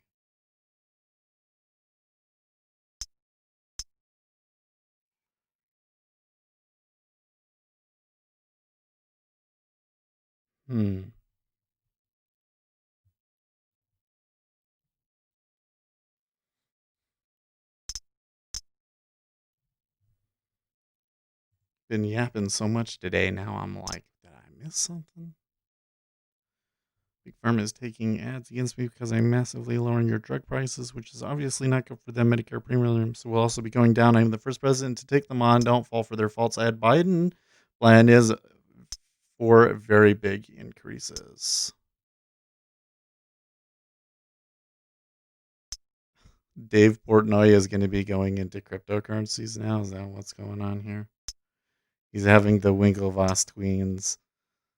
I'm inviting them to my office to explain Bitcoin to me. Have to wear the rowing outfits, though. Oh my gosh. He has a Twitter picture. What? No, it's just his video. Okay, so there's 0909 half.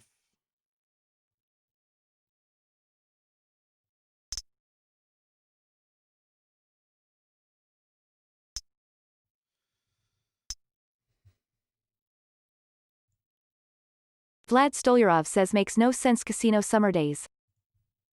I don't know. I should add you guys onto permanent read because I'm not really yapping Vlad anymore. Stolyarov says AAPL need to drop here or market goes only up. I think so. But if the market is just continuing to move up, why is... Well, so where are we compared to yesterday? We're in the middle of... We're basically in yesterday's day prices. Maybe a little bit below them. We are going up on the long side.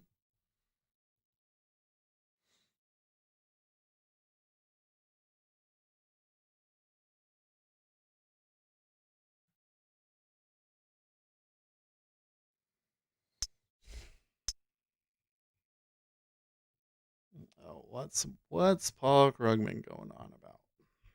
We should read this. More about the coronavirus relief debacle. What should Republicans have known, and when should they have known it? According to the Times reporting in April, the White House was convinced that we'd follow it a released trajectory with the pandemic rapidly fading away. By May, it was obvious that this wasn't happening, and Democrats moved to quickly enacting a new relief bill.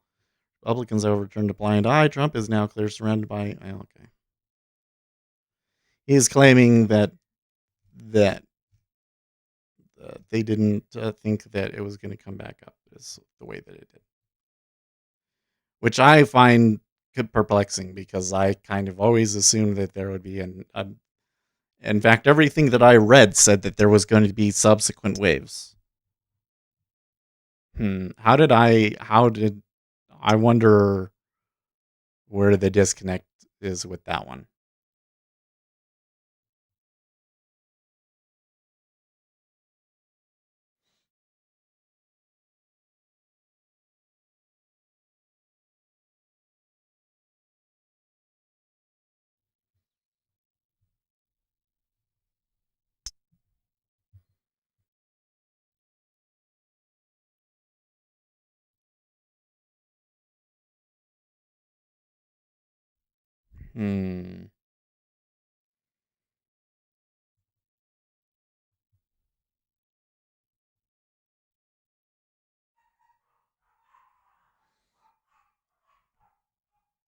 Zero Hedges tweeting U.S. factory orders rebound show slows in June.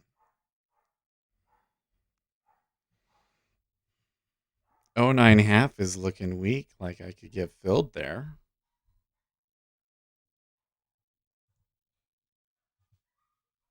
No, that's not the way that we want it to happen.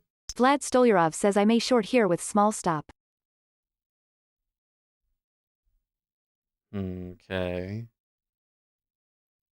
It's a little interesting. And the E-mini is just going up. Vlad Stolyarov says waiting for 90 reject still. She's trying to pawn the baby off onto me. He's very talkative. But you know, as soon as he comes in here, he's not going to be so chatty. See, look. He's in here. Dead silent. He was screaming upstairs. I could hear him through the baby monitor. Dead silent now.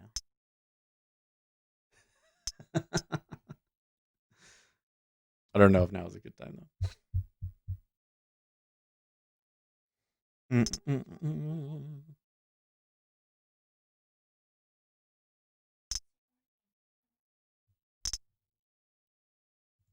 This whole setup is a little weird to me.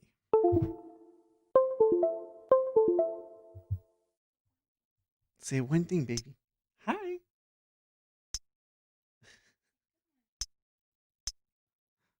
It's funny. Like it just goes. It only stonks only go up, folks. He's not gonna say anything.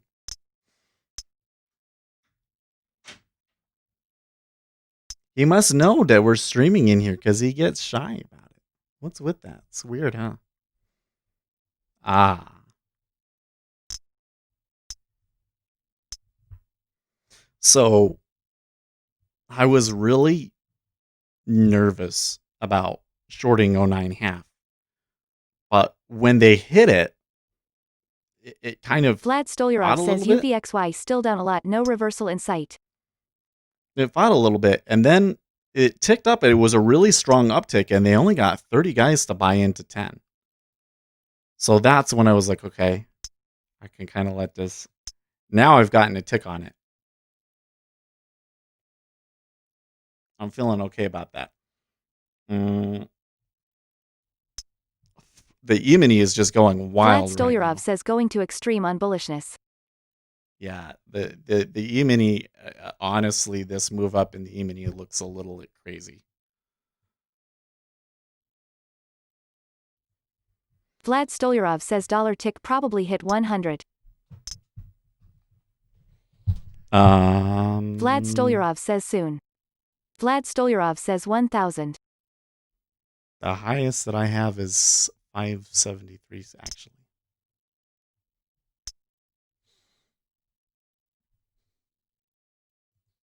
What about the trend and everything? Oh, man. Advancers and decliners and up volume, down volume was all really bullish.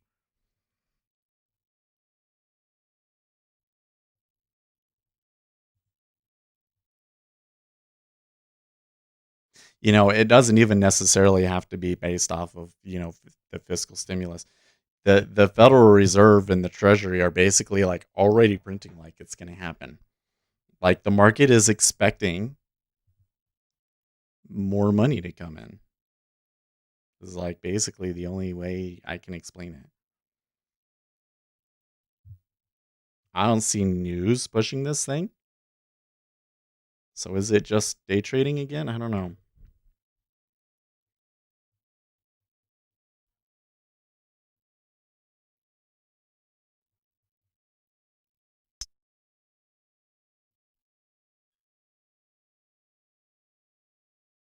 What is driving all of this volume into the treasuries?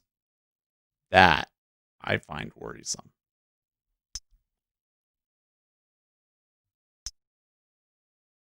Live Action says factory orders beat 6.2 vs 5 prior 7.7. Yeah, I saw that. Is that really a significant point, though?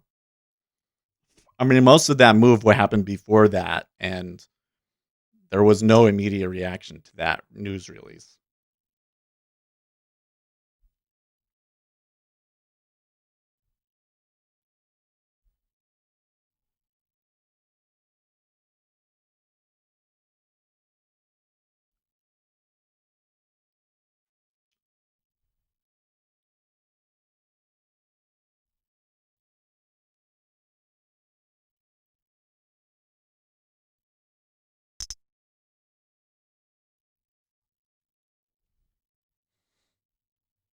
Oh, I need to see this Axios interview because people are like really confused about some things Donald Trump said in that.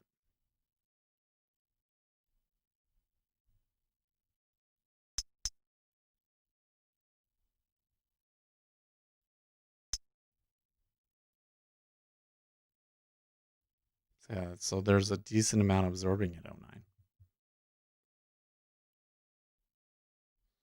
Shorts are increasing though. That's curious. Vlad Stolyarov says Vic's looking to die. That's worrying me.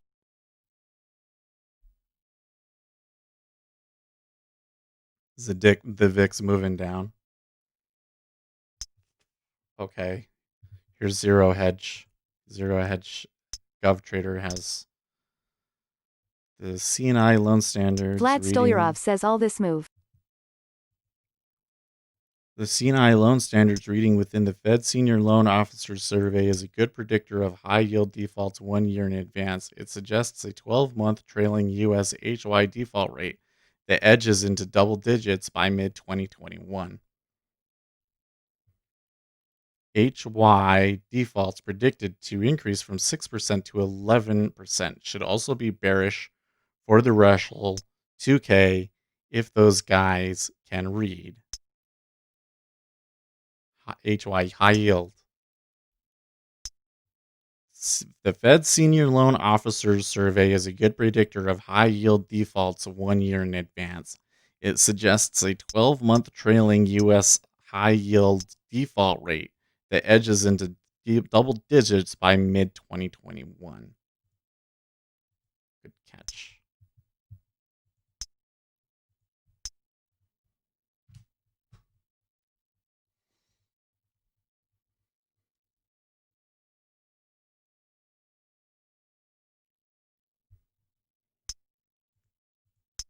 Live Action says yes, you need a Twitter feed today to trade. Vlad Stolyarov says at this point I see AAPL back to 440s if everything is a buy.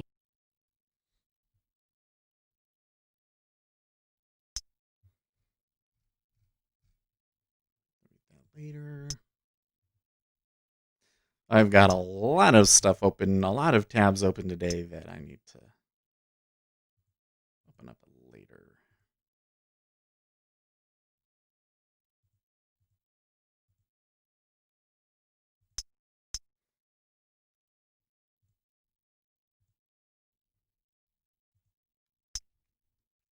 Okay.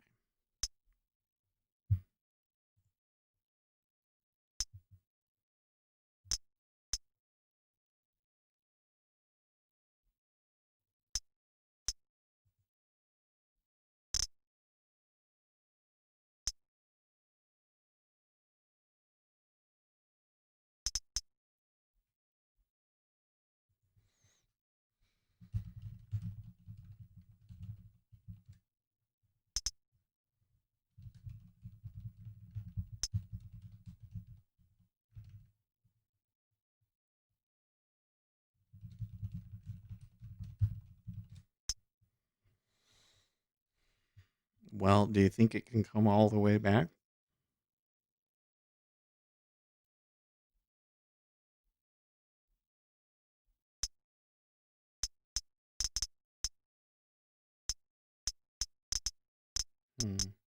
What's that?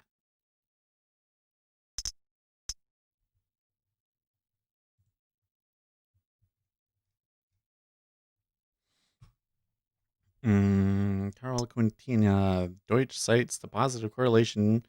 By the way, defaults in productivity. If we interfere with creative destruction too much, we are likely to see lower growth. Defaults can be a good thing. Unfortunately, we have done everything to reduce them over the past 20 years. Yes, sir.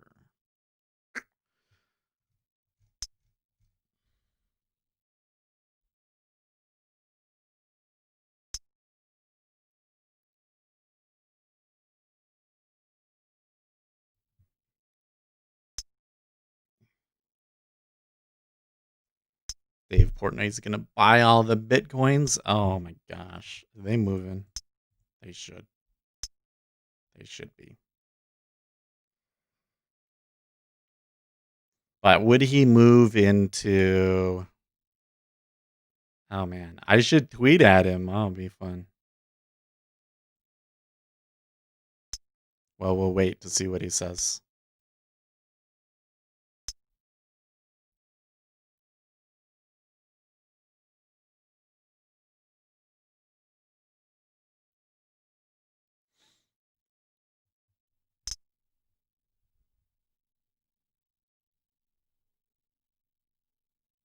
Makes you wonder why he would be getting into the Bitcoins if he's doing so great in stocks.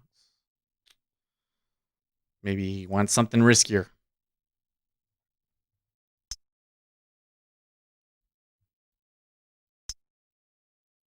Okay, so the E-mini had a little bit more of a pullback there. I'm getting some outside bars and so forth.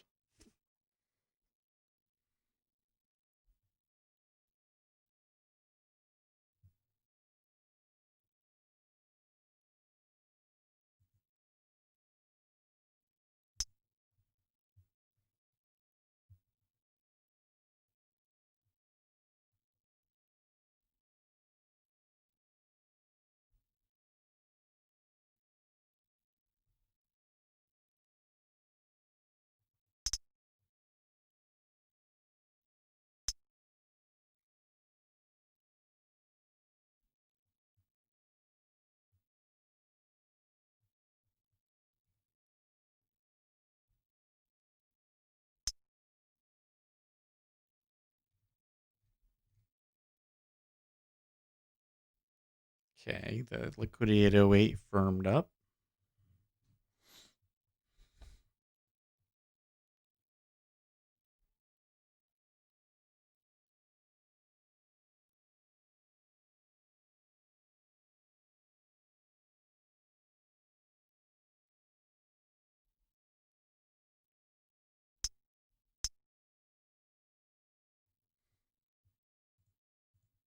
Vlad Stolyarov says GC 2002. Vlad Stolyarov says nothing else to buy lol. So they pulled their bid at 08 and only 933 traded for it to move up. Not a strong bid, but at 07.5 they added a little bit.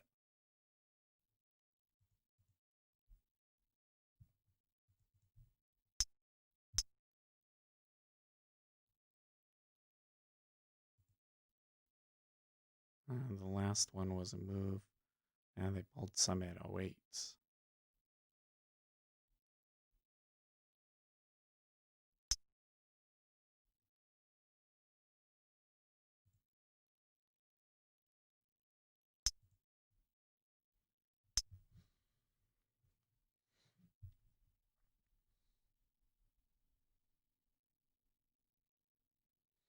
The E-mini is in shortable territory.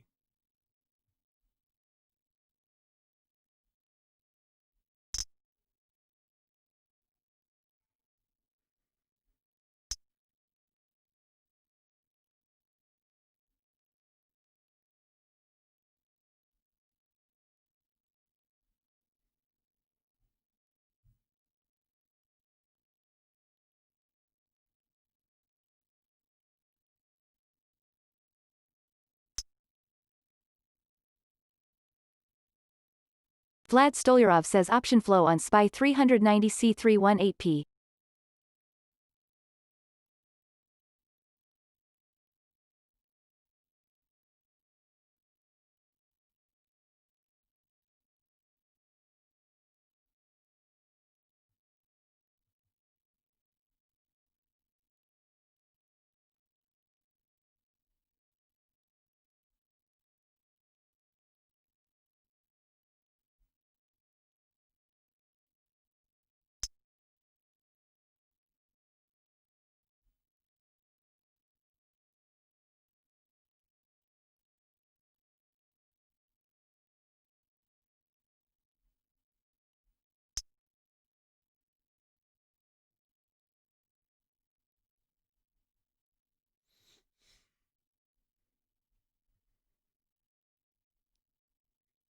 Okay.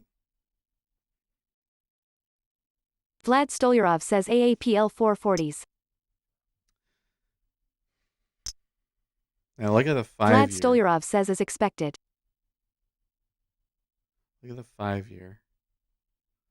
5-year is kind of pushing down aggressively, but the 10 is trying to hold this area.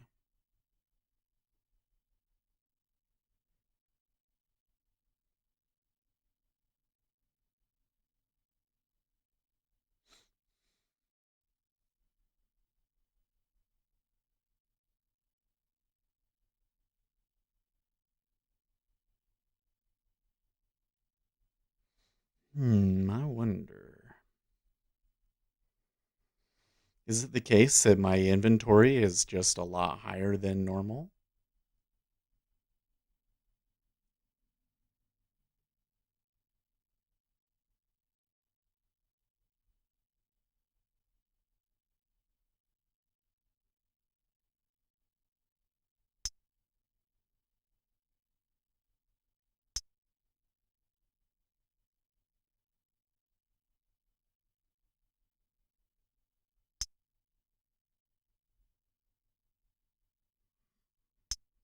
Oh wait, half looking weak now too.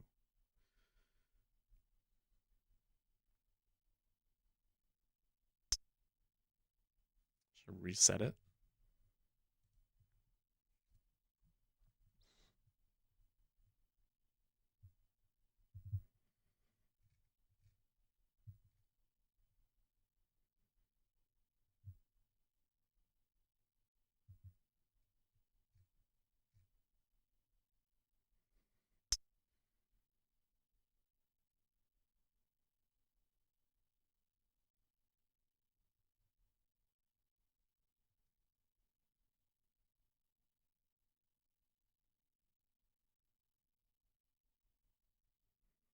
Okay.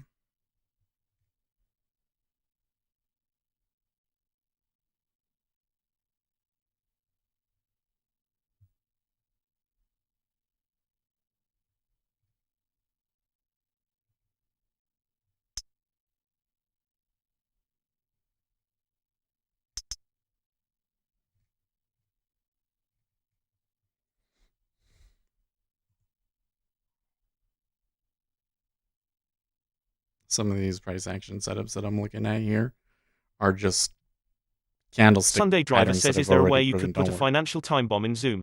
I hate these meetings. Destroy Zoom. You just want them to do less meetings, huh?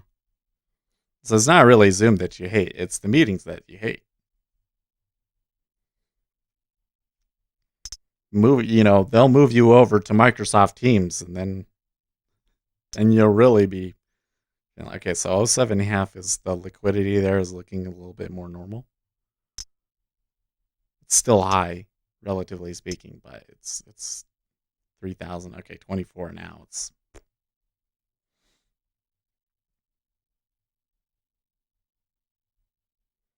It seems to me that if 24 is the lowest it's going to go, there's probably still a good number of people looking to get filled there. But I think that they could totally go through it. Vlad Apple has Stolyarov says expressed typical serious short interest in trap this buying morning on TikTok. AAPL and here is squeeze.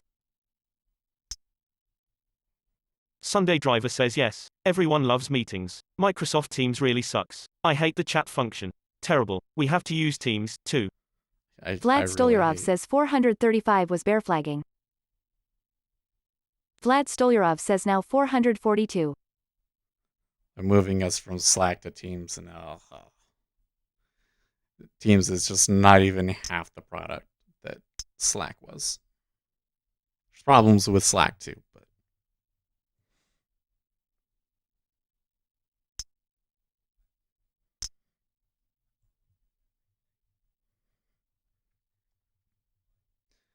yeah. So are you seeing something in Apple? Because I'm seeing stuff on Twitter and on my Squawk that Apple has expressed interest in buying TikTok.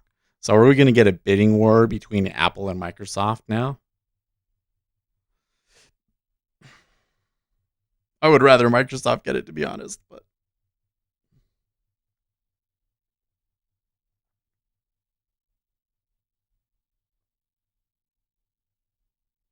Vlad Stolyarov says this is terrible lol. it's up. Yeah. Now is the E-mini going to move up too? Because people want to buy in for TikTok's sake? Would that make a difference to Apple's sales if TikTok? I don't know. I think that if Apple got TikTok, that they would ruin it. They would be like, oh, you can only get it on the Apple. Or there'd be some features that are only work on the iPhone. And they will impose all of their opinions. Did you know? Somebody was saying the other day, because there's been this thing that, users on TikTok have hurt Donald Trump's campaign and that's why he wants to get rid of it. There are actually more conservatives on TikTok than there are liberals. Like when you look at the big conservative accounts versus the big liberal accounts, the conservative accounts are almost twice as big. You look at the tags, the conservative ones are significantly bigger. So if Apple was to take it and they'd start putting all of their ideological stuff into it, yeah, I think they would ruin TikTok. I don't know if Microsoft would have a good handle on it either, but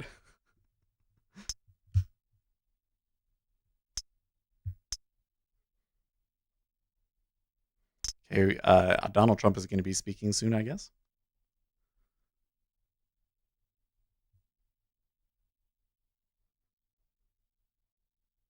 He's at a signing ceremony.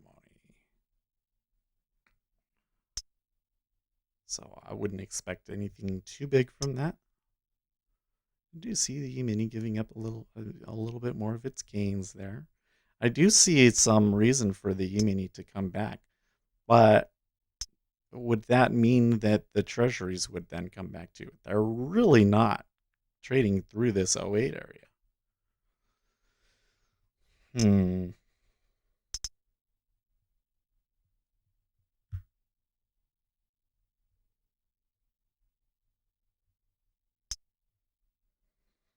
Yeah, everybody's tweeting about this Apple TikTok news. That's going to be, yeah.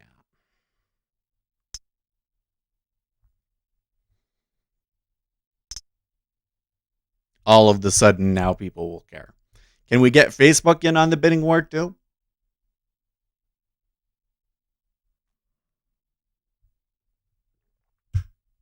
Let's have Facebook and Twitter bid too. It'll be fun times for the news media.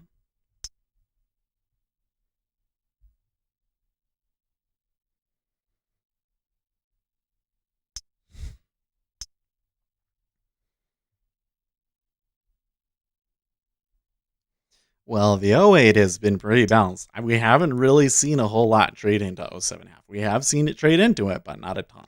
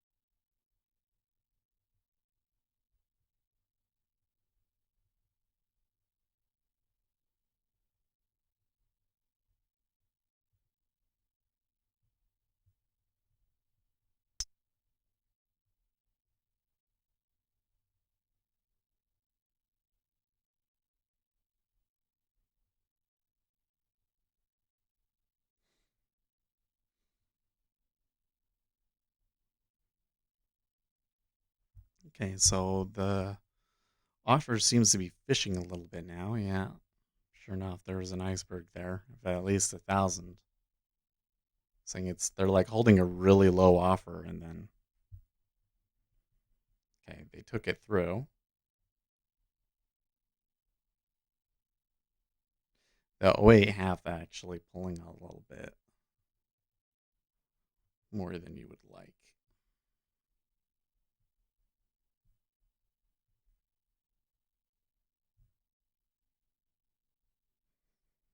E-mini, I mean, it's down a little bit. They're kind of like fighting it out here. I don't really know.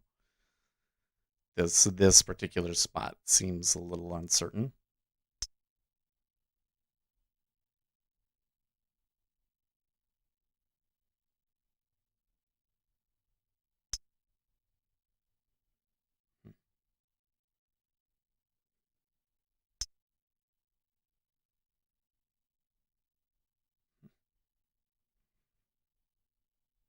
Saw a bunch of retail traders in the micros buy up into 32.87.25, and the E-mini didn't trade it.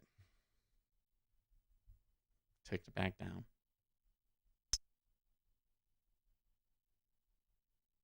See it right there? Okay. Now it trades it.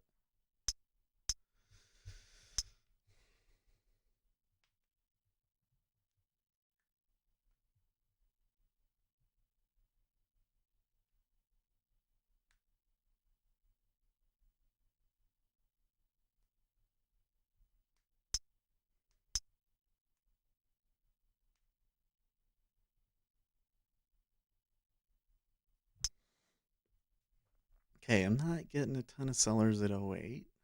The 10-year. That's a little better. Vlad Stolyarov says cruises and airlines gave back more than one half move. Bunch of clicks up.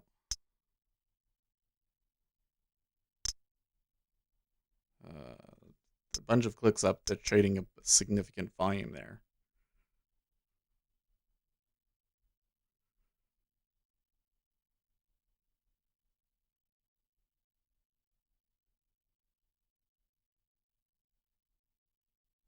Live Action says Seth, I have to say your data is very comparable to Trader Tech. I wonder how Rhythmic feeds Jigsaw so fast. No, I'm using CQG. Using CQG.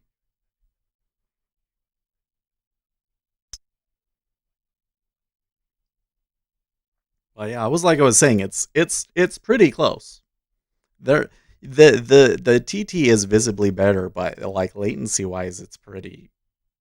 The TT just doesn't seem to filter as much, which maybe is good, maybe is bad. I don't know. If I was a data provider, I think I would probably take the CQG route, because I really don't think that the less filtering in really makes a difference. I mean, it looks nicer because the numbers move more smoothly, but I'm not so sure that there's an actual edge in it.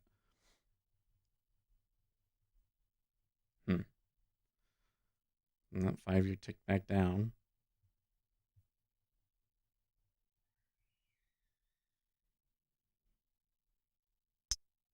Noticing that 08 is thickening up now too. So there was a bunch of buy-in here in the E-mini and a bunch of clicking, and then the sellers pushed it back down. So a bit of a battle brewing in the E-mini, I guess. It was really tiny. You can see it right here. And then look at the cumulative delta on it, and they washed him out. He's going to try again, I guess. And when that happened, the treasuries ticked. Vlad Stolyarov says pretty interesting, but gave up most move. Okay, Senate Democrat leader talks with White House on stimulus, finally moving in the right direction. Sounds like there's still questions about priority and scale of the stimulus. Yeah, I would still be concerned about. Okay, it's interesting. And the Treasury ticks up, even though the E-mini is going positive here.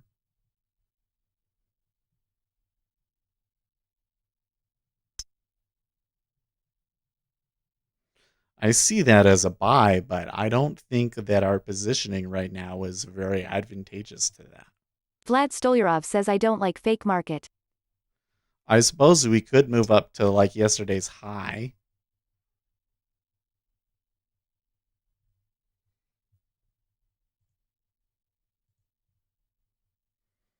Apple market cap jumps 25 billion on news it may purchase TikTok, which is half the purchase price. A few more minutes and the deal will be free. Ah, my gosh. What? Live Action says does CQG give Globix margin? I think so. I haven't tried. Have I tried?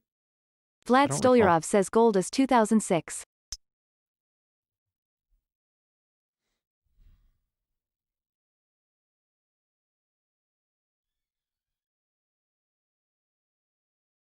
TikTok is said to have multiple potential suitors. Google and Facebook had expressed interest in buying TikTok in the past, as first reported by Fox Business. Yes, pump all of the NASDAQ stocks. Vlad Do it. Stolyarov says bidding war. They don't even actually have actionable intelligence that they're bidding for it or anything. They're just that they've expressed interest and people are buying it. And like they're pointing out, the amount that the Apple market cap has increased is basically more than what the deal is worth. Right? Because they're talking about buying TikTok for 7 billion and the Apple market cap just increased 25 billion. That is not sustainable. That is not sustainable. Vlad Stolyarov says Ya Casino. That is retail mania again. Like today has retail mania written all over it. But the treasuries are still like, look at this. We got 3 ticks back. I was looking for it to come back to 05. Could still do that. But the 30-year is higher.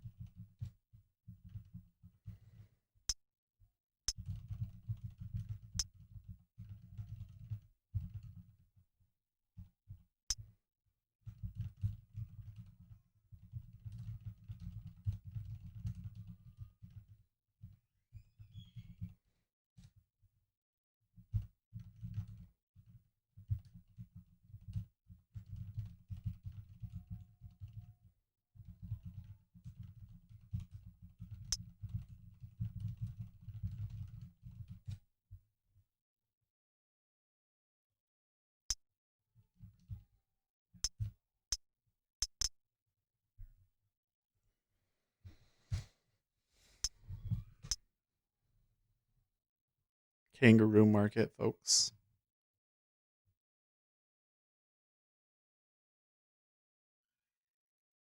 Gold is really moving today. I mean, like the treasuries have been going pretty good. Gold has been like really like 1990 to 2007, $20 almost. You now have to pay over $2,000 for a pet rock. What? Vlad Stolyarov says AAPL taking profits looks like. Yeah, that might be why it's kind of a little bit like fidgety here. There's clearly some rotation going on.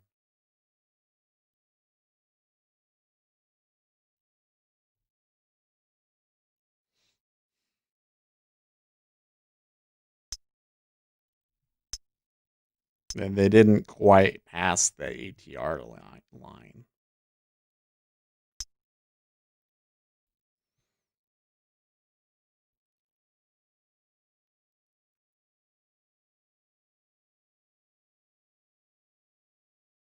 Looks like some bears hanging on by a thread there, you know?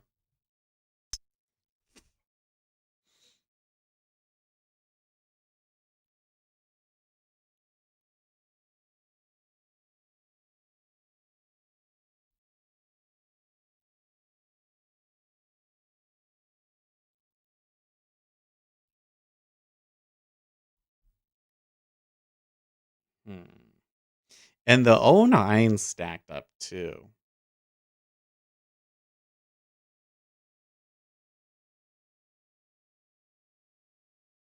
Vlad Stolyarov says a lot of retail was asking this morning is AAPL good time to buy. Yeah, really? Oh my, wait, Apple says there are no discussions about buying TikTok via Axios, but they just reported, what the fuck?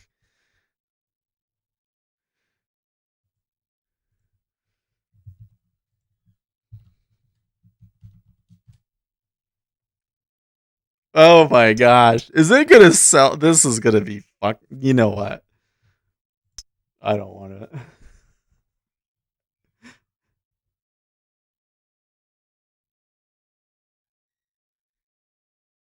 This is fucking hilarious, guys.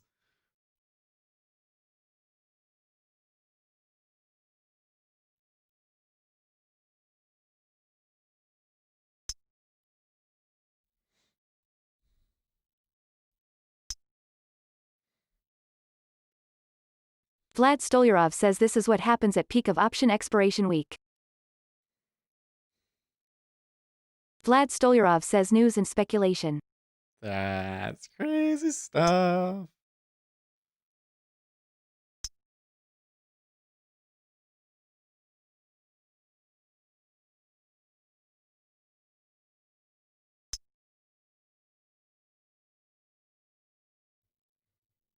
Vlad Stolyarov says AAPL says no one buying. Oh, wait. It got retracted?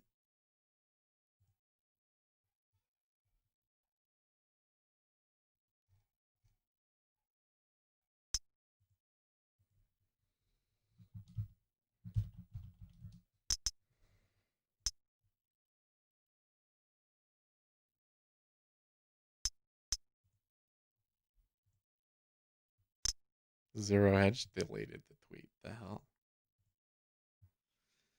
Vlad Stolyarov says that's why MSFT went up lol. Vlad Stolyarov says this is so stupid. So I think that on that trade, I could have gotten the 3, and I saw a lot of things that was making me nervous about it, and I just kind of ignored them. But we really never got the full sell come through, and I really should have. I mean, it was giving me indications that it wasn't working. I just kind of ignored them, I guess. But now this thing looks so silly that I don't think that this is a market that I really want to be involved in. Because you're going to see a lot of silly things. Like the E-mini looks like prime for a sell to me, but...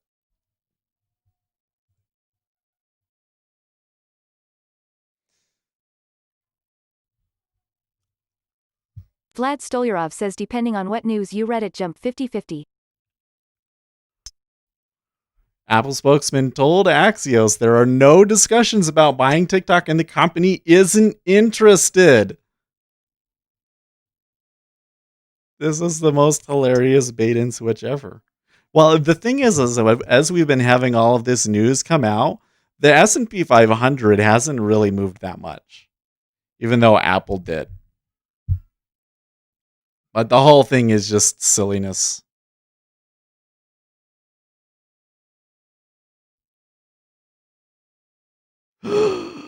Trump's vaccine advisor says media scrutiny of his stock ownership may delay a vaccine or make its discovery less likely because it's distracting him from his work.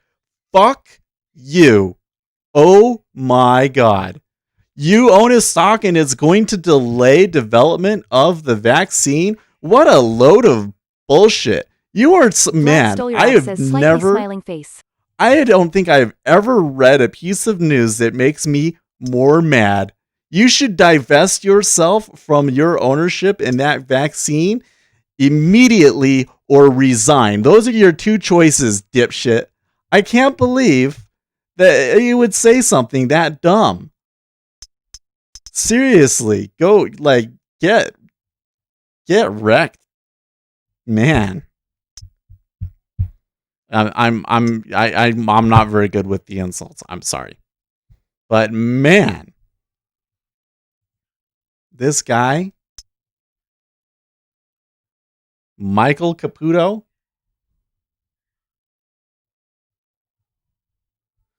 Then he argued the media doesn't want a vaccine to succeed before the election. Dude, just resign. You're not helping Donald Trump with that kind of bullshit. Seriously.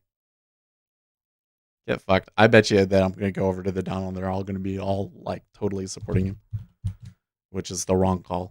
I bet you that I'm so animated about this that it's almost certain that everybody else is going to think the exact opposite of what I'm thinking. You know what I mean? Dude.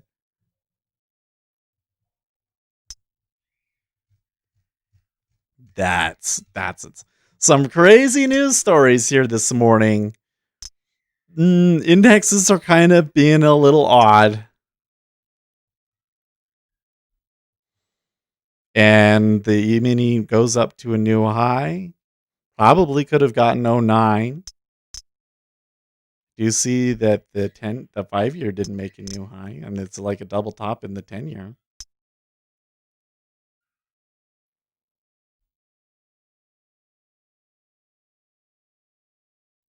I have a hard time seeing where the E-mini goes from here, though. Well, I take that back. I see yesterday's high is a level that is gonna be we'd want to pay attention to.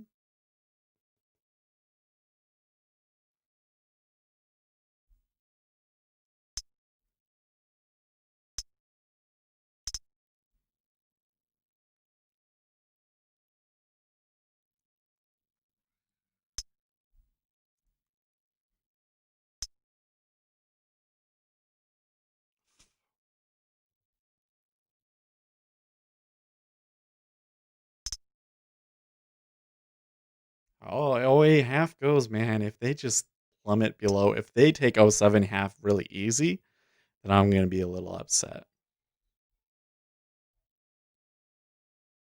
Kodak drops. Go. Okay.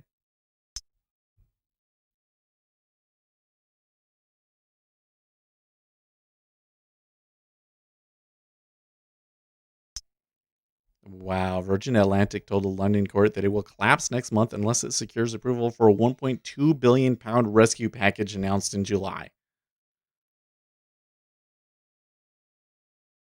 Okay, does Axios deleting its tweet that Apple did not express an interest in Apple mean that the retraction has been retracted? Well, yeah, you would think. Oh man, this is so insane. And the index is going higher. This is just silliness. This is so silly. I've never seen anything more ridiculous than today. I've taken one trade that I scratched.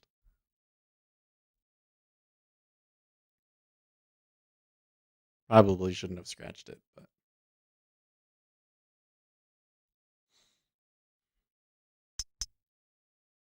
it's just like there's so much volatility, and because I don't really understand why that, I'm not sure I understand how much this news that's pushing the treasuries up should affect it. I was like, I'm not so sure that a short makes sense anymore. So I got out. Maybe it comes all the way back down now just because I got out. But this stuff in the E-mini going on right here, this is like, this'll chop you up, man.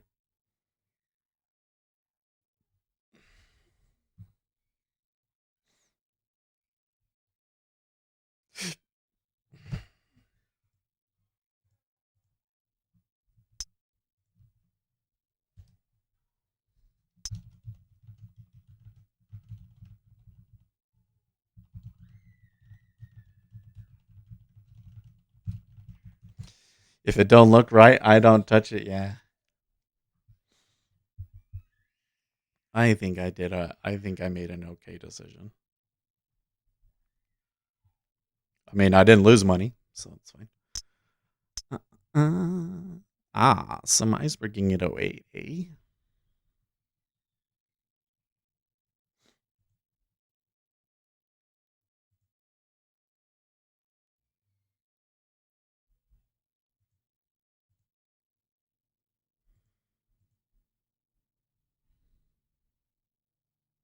Gold trying to decide what the next reserve currency will be. What?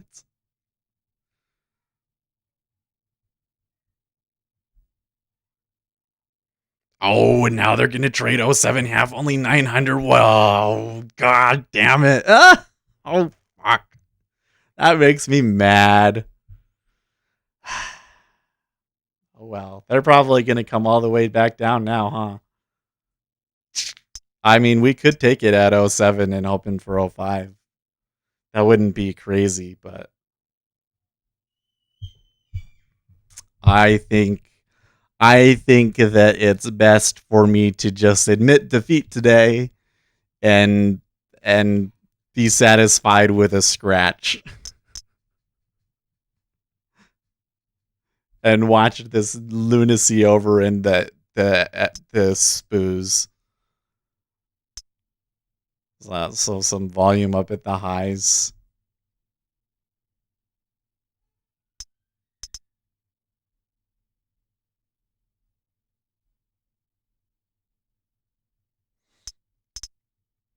So just to go back through what happened. There was news that Apple was interested in buying TikTok. Apple went up on the news, and then Axios came out and said that, oh no, Apple isn't interested at all. And then Axios deleted that tweet. You shouldn't be allowed to lie on the internet, says Cloth Tiger. Well, the SEC will definitely be looking at this one.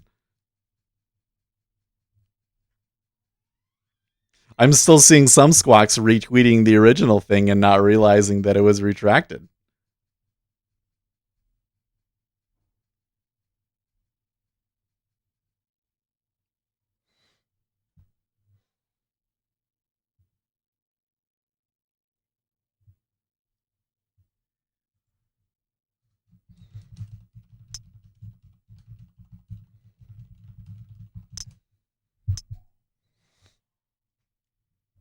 I think the SEC will end up looking at this one.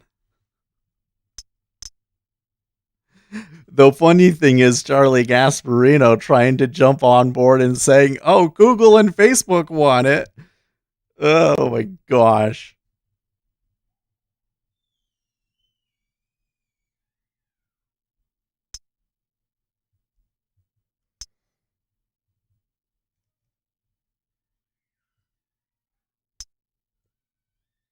Oh yeah, and don't forget, David Portnoy is going to trade Bitcoin.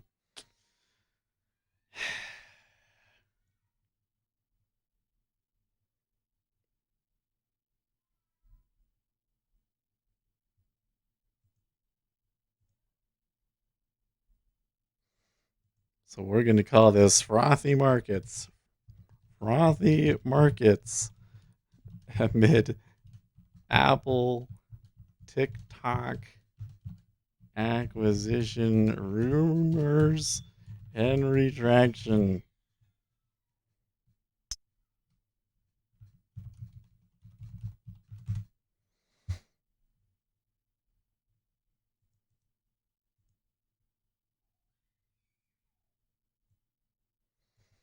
This whole thing is silly.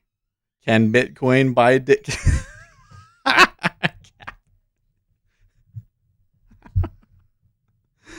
Oh my gosh. Guys. Do you think the market can hold this level? Like they touched yesterday's high to the tick and pulled back. Got to make a video about TikTok alone. Well, hey, I have a TikTok account. You can go find Speculator Seth on TikTok. We will definitely talk about this one. It's so silly. Wow. This is where again. So can I give you can I pontificate for a moment? This is exactly the sort of thing that I'm talking about where you can have edge. Okay? TikTok is a $7 billion company. Apple just went up in market cap. What was it? $20 billion? Okay. Does that valuation make sense based off of the acquisition of TikTok? No, it doesn't. The amount of revenue that TikTok would bring to Apple, probably not worth a lot. In fact, the reality is that an acquisition like that probably becomes a money hole. So is it going to increase Apple's earnings or what they should be worth? No, it doesn't. But retail people, they hear the news and they say, oh, TikTok is a big thing and Apple's going to have it and I want it, and they buy. Okay. And then you get this stuff where it's like, Apple's not interested, but they are interested. And it's like, okay, if you know what TikTok is, if you know who Apple is, and you know who the reporters are, and you can kind of game out that, hey, probably shouldn't be touching this one, right? That's how you play it. In this case, I think the edge was that you know to stay out of this because you know it's going to be a mess. And man, what a mess. What a mess this is. So, I don't know. Pretty fun one, though. Pretty funny one. Should make a TikTok about this today. I'm gonna try a little earlier. Last time I tried to make it so that like the TikTok was out at like 2 o'clock. Now I think I should try like even earlier because I want it to be like when people get home. Well, maybe not. Maybe I should post it later. Bet you that it might be more successful later in the day, but I don't know. We'll see. It's funny, man. The owl thing is just crazy. Oh, another outside down bar.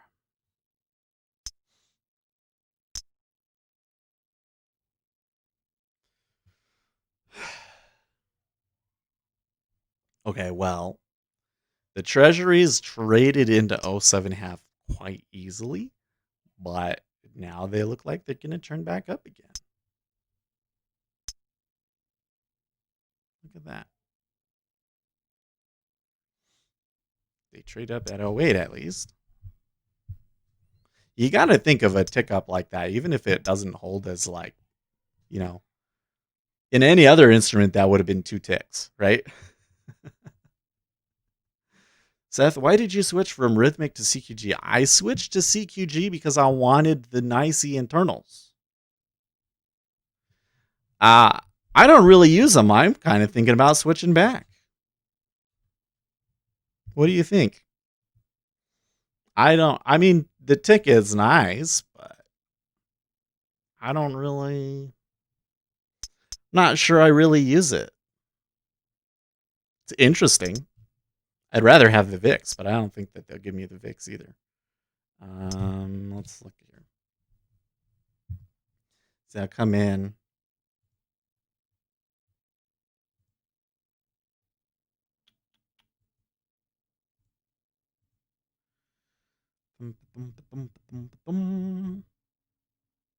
So you can come in here and do their platform setup thing. And then you can tell them, what do you want? Okay, which data feed? And then I come in and I say, I want Rhythmic. Okay. And then you want the bundle, right? The market depth bundle. And then that's it. You can do Eurex. You can do 300 day trading margins for E-mini, which I'm not interested in. I don't know why you would. Why is that? In order to trade, blah blah blah. I don't want to read that right now. Okay, so that's what you get with Rhythmic. Now, if I go CQG, then it changes. See, now I can come down here and I can say, oh yes, I want the internals, or I want the Nasdaq indexes, or really, what I really want is the CBOE volatility index, $13. Somebody want to donate $13? We can get the CBOE volatility index. No, don't do that. It's okay. I don't know if I really. I do like the VIX and I use it quite a bit in my trading, but I don't need it to be alive. So that's why I went to CQG. But I don't use it.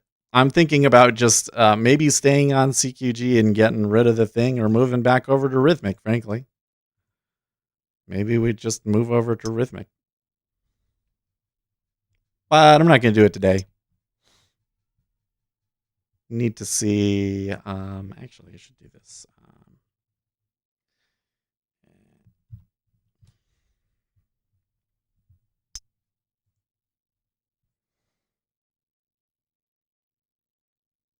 See how much we'll be able to pull over. Oh dear.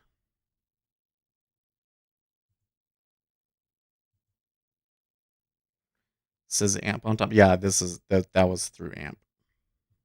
Maybe there's a way to get that information from Rhythmic, but on AMP they're not putting it there.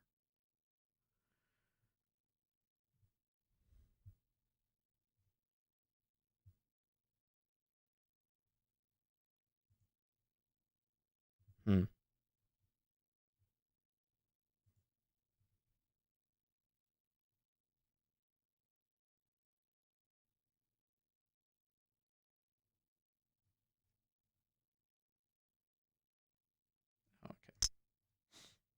Hasn't happened yet.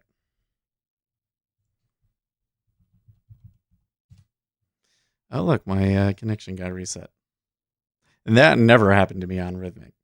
So that's maybe one reason why I'm like, maybe I should. I don't know.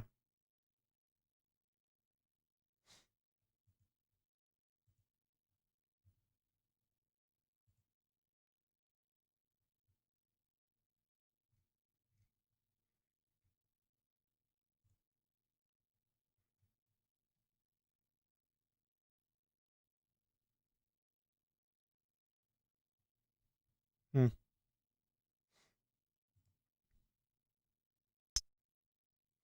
Well, if Bitcoin is getting popular again, we should share around our Patreon charts a little bit again. Hmm?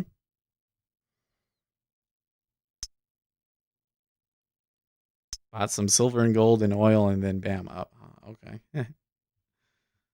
The day's been a little crazy.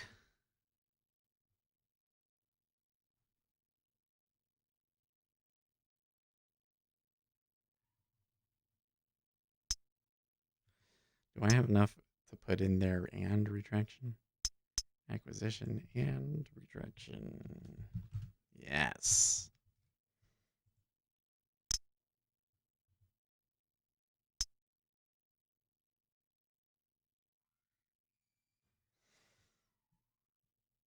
Man, the child is loud today. They're gonna trade up at 08, and there's an big offer there.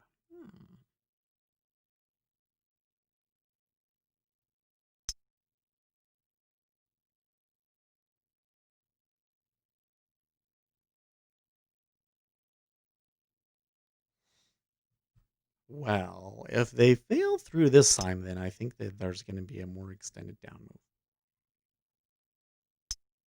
I don't see the 5-year doing it. Maybe a little bit at 05 3/4. We still got about 30 minutes. I think that I'm just going to sit on my hands.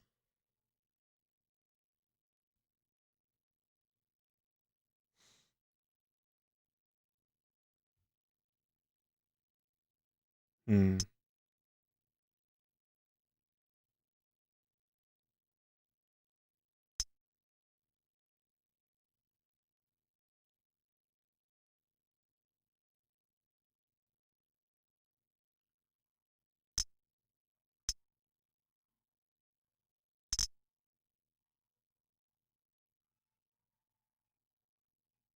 He was like laughing and screaming, and now he's crying.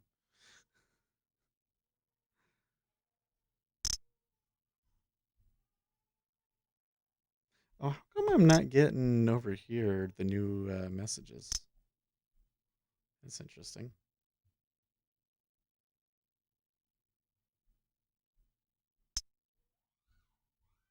There we go.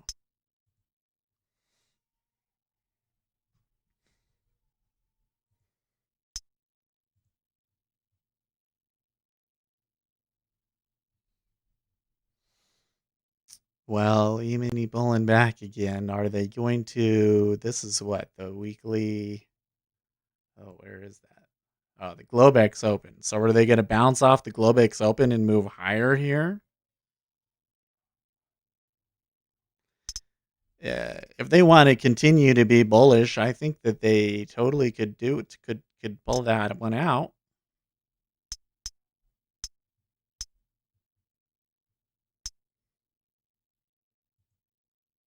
Live Action says if your sim bob and weave may acquire some skills. Yeah, but you know what else is knowing when the trading isn't favorable to you is a more important skill. Practicing restraint. The thing was, is it's coming into today, I knew that there wasn't a ton of super big news. So I was already a little concerned. And then, fading the treasuries, which was the trade that it gave me, was a trade that made me really nervous and didn't give me a whole lot. So, I took that one, and then it came out and it's all being all wonky and crazy. That says to me, hey, you know what? This is like the worst kind of trading that you get. Slow news day where they start putting out bullcrap stories to move the markets around. You don't want to trade that now. So I think we should just sit here. We should sit here and think about price action and how we can prove that it doesn't work. So I'm just reading here in price action. I got this. Let me show you. Those six best price action setups. And I think that they're all kind of they're very simple. So he's saying, okay, outside bar at support or resistance. A major outside down day after a break of support. Because this was support, or was this support? So now I'm sitting here like, well, it is an outside bar, but do you want to go short right there and then you have it come all the way back on you? Maybe. Probably if you put your stop up there, that's unlikely to hit you, but then you have to sit through all this, and when do you take your profit? Bearish example of this would be the same setup, just the opposite price action. But the key is that they're saying support. So here, spring at support. Okay, so here he's saying support is a previous swing low. But here's the thing is, I mean, there was a test of support. Wait for the swing low to be breached. Just to be clear, spring can occur if the stock comes within 1 to 2% of the swing low. Okay, so that's cool. But how do you define support? Because now you could list just about anything as support. Could we list it as a previous pivot? Let's say that it would be a previous pivot. We come to a previous pivot and we've tested through, because again, here's the question on this one. This is where it's like, this really, frankly, some of these seem like bullshit. These aren't testable. They are not. Their description is not consistent enough to turn this into a real trade. Okay, he says, here's your support. Here's your support. And it came to that support again, so we're going to bounce.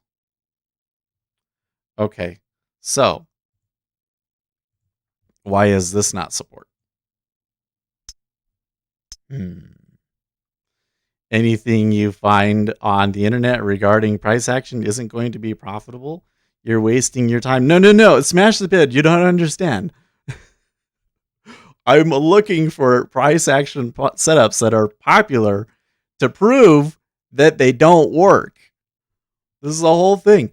Price action is by far and away the most popular retail trading method, and I don't believe that it works. So if there is some niche setup that's not popular, that happens to be based on price action and it works, I mean, I would be interested in that. But what I'm really interested in is the setups that the majority of people are using. What I want this to be is, okay, I trade price action. Here's a YouTube video about it. Let's watch it. Oh yeah, I totally use that setup. That's exactly the setup. Oh, he says that it doesn't work. Oh, here's the back testing results that say that it doesn't work. And then of course a bunch of people will get mad at me because they will claim there's problems with it, with my analysis. And then we'll go back and we can make like 3 or 4 more videos covering all of their concerns and proving them wrong. It'll be fun. It'll be way fun. Fair enough. Yeah. So the question is, okay, is this a setup that we can backtest? No, because it doesn't specify what support and resistance actually is. Support and resistance can be anywhere that you want it to be with this. Inside bars after a breakout. Okay, now this is a consistent setup that I've tested before, and I know that it doesn't work.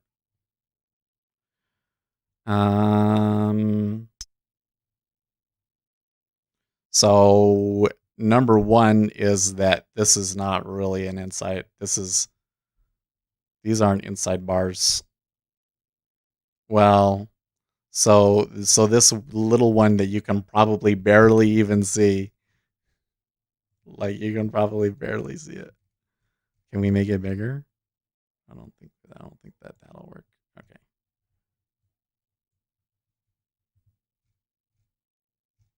Oops, we went too far. Yeah, right here. So you see there's an outside bar and an inside bar.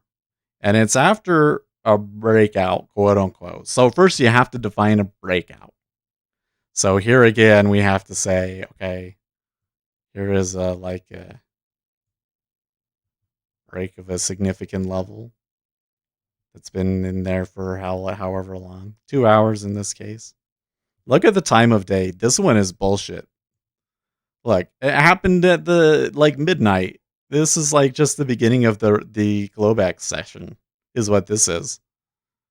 That's no. Do you see it? Do you see the time of day? So this chart example is bullshit. All right. Long wick candles. Okay. Are you able to see the consistent price action in these charts? If not, were you able to read it? Just having fun here. Blah, blah, blah. Major gap up or down in the morning, followed by a significant push which retreats. This price action produces a long wick, and for us, we know that this price action is likely to be tested again.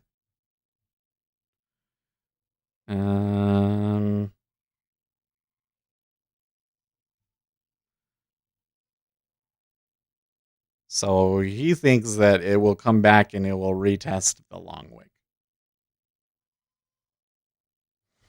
But here again, you have to define this. That's doable. Well, you're not going to find that in stock. You're not going to find that in treasuries or futures. That looks like a stock thing where it's, there's a gap down or up. Gap down, long wick. Yeah, but aren't these long wicks too? Ugh. So this one, if I were to backtest it, long wick, you still say it's going to go down? How do you know that has anything to do with the wicks and not just the fact that it was a gapper? Measure the length of previous swings. Okay, well, I have done that, and although I do think that you should keep track of how far the swings are, there's no edge in it. Maybe just kind of gives you a better idea of where to take your profits. But I've also found that there are better ways to predict your profits. So,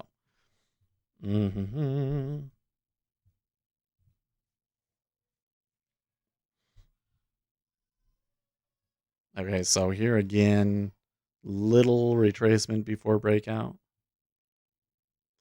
Define little.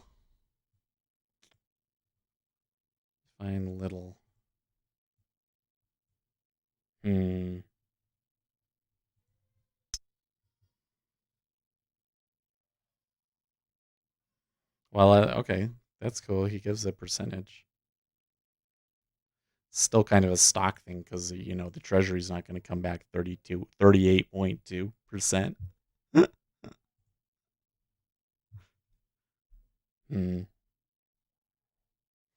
Oh, it must be 38.2% of the high to low on the fib. Okay, so it's not 38% of the whole stock, just of that move. I don't know. So this one, here's a question. What if this, because they're not showing you the action from before this, right? What if this looked like this?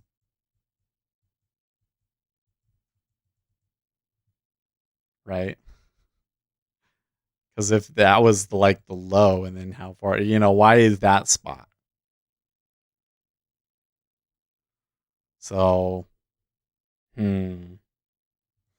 there's some stuff that we can work with here, but the basic gist of it is that when I look at this setup, there is a lot of fuzzy, isn't there? There's a lot of places where when I'm looking to program this, there's questions that you would have to ask. And when you do this, what's going to happen is everybody's going to say, well, you're doing it wrong. You need to have it do it like X thing. And then you're going to go through 100 different iterations before they finally believe you. I need something that is really, really specific. Something that is unquestionably precise. Draw a line anywhere and you can apply reason, right? And that's the thing, is that where he's drawing these lines are so subjective. It's really so subjective. Yeah, I really want to make a video about price action, but here's the best that you can get through it. Is all I can do is go through and say, well, you can't program that. Because it's subjective. You're drawing a line that you saw. How do you get the computer to draw the same line every time? You can't, because it's subjective. Now, if you were to say, this is the high of the day, and it pulled back by more than X%, okay, high of the day pulls back to 38.2% of the move for the day, and then I take it long. How often does that work? We could backtest that, but then they might say that's not the real setup. Because if we backtest that, I almost guarantee you it's going to be false. It's not going to be profitable. Or, you have to take your profits in the right spot. That's going to be the other side of it, is that none of this gives you an exit strategy. So they'll say, oh, it worked. You only got that much off of it that time and you needed to take your profits.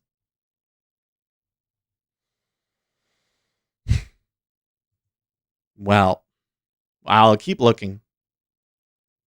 They are touching into the 07, but it looks like they're having difficulty getting below this. It may settle somewhere around 06 half today. So I think that my trade was right, but it wasn't a very good trade, and we scratched it, and that's fine. Wish that I had taken the 2. Like the 3, but the 2, I wish I had taken the 2. And I need to get a better idea. What could I have seen that would have told me that I needed to get out? I don't know. Didn't really tell us much of anything there. Which is kind of odd. Well, you would think that after being in a trade for that long that it would tell you something, but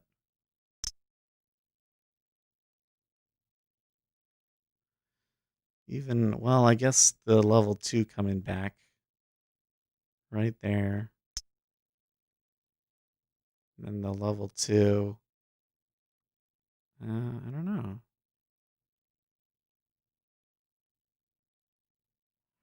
It's really interesting.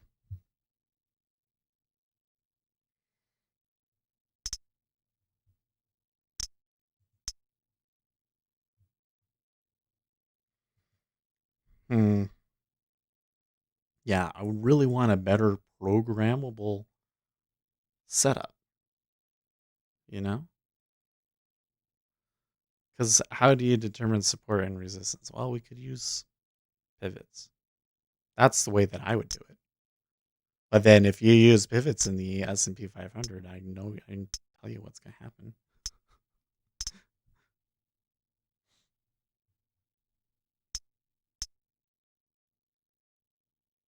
A little bit of a pullback here. I don't know if they're going to.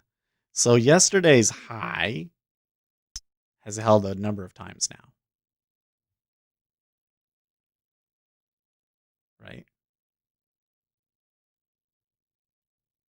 So here's a situation where we could say, okay, we're at yesterday's high or yesterday's close, and we've touched it multiple times, and we've come down below it, and I think that it's going to continue through, right? I think you can program these, but the thing that I'm noticing already is that the descriptions of them are so vague that you can't. It's not a real strategy.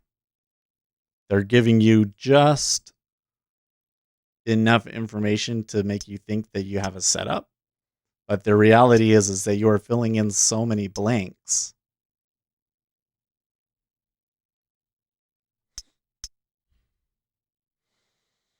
Nice, good, fresh, air-conditioned air coming into the room.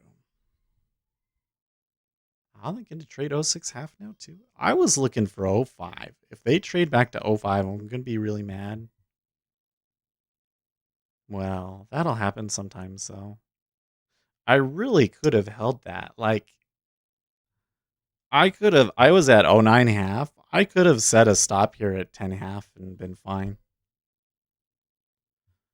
But it was kind of the news at the time was just making me like really like not interested in this market.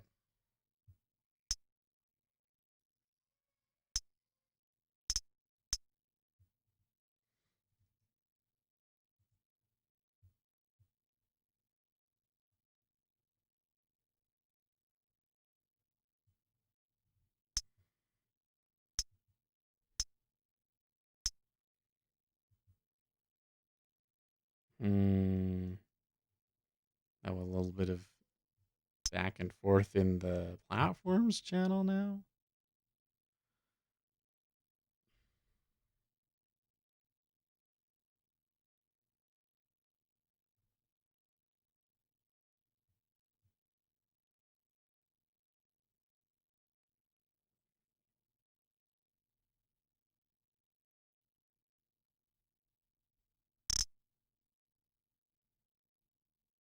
Yes, 123. You're not going to get those commissions anywhere.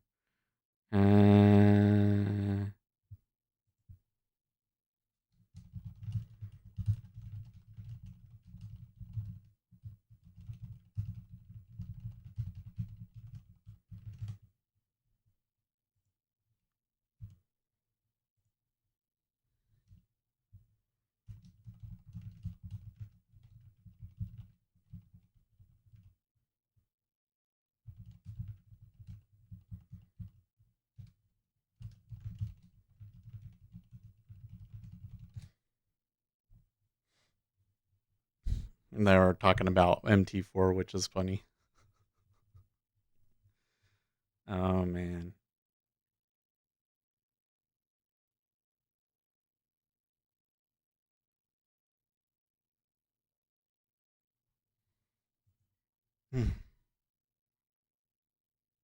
I feel fairly exhausted now after today for some reason. Lots of things to think about. Maybe I will have well, we'll see where it goes.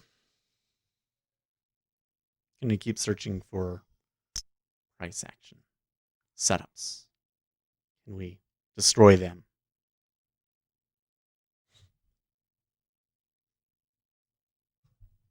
Anyways, I think that's about it. I think I'm having that like post mania, come down. Like there was all that news and it was so crazy, and now I'm just kind of like, this is boring. It's okay. It happens. We'll see you guys tomorrow. In the meantime, stay profitable.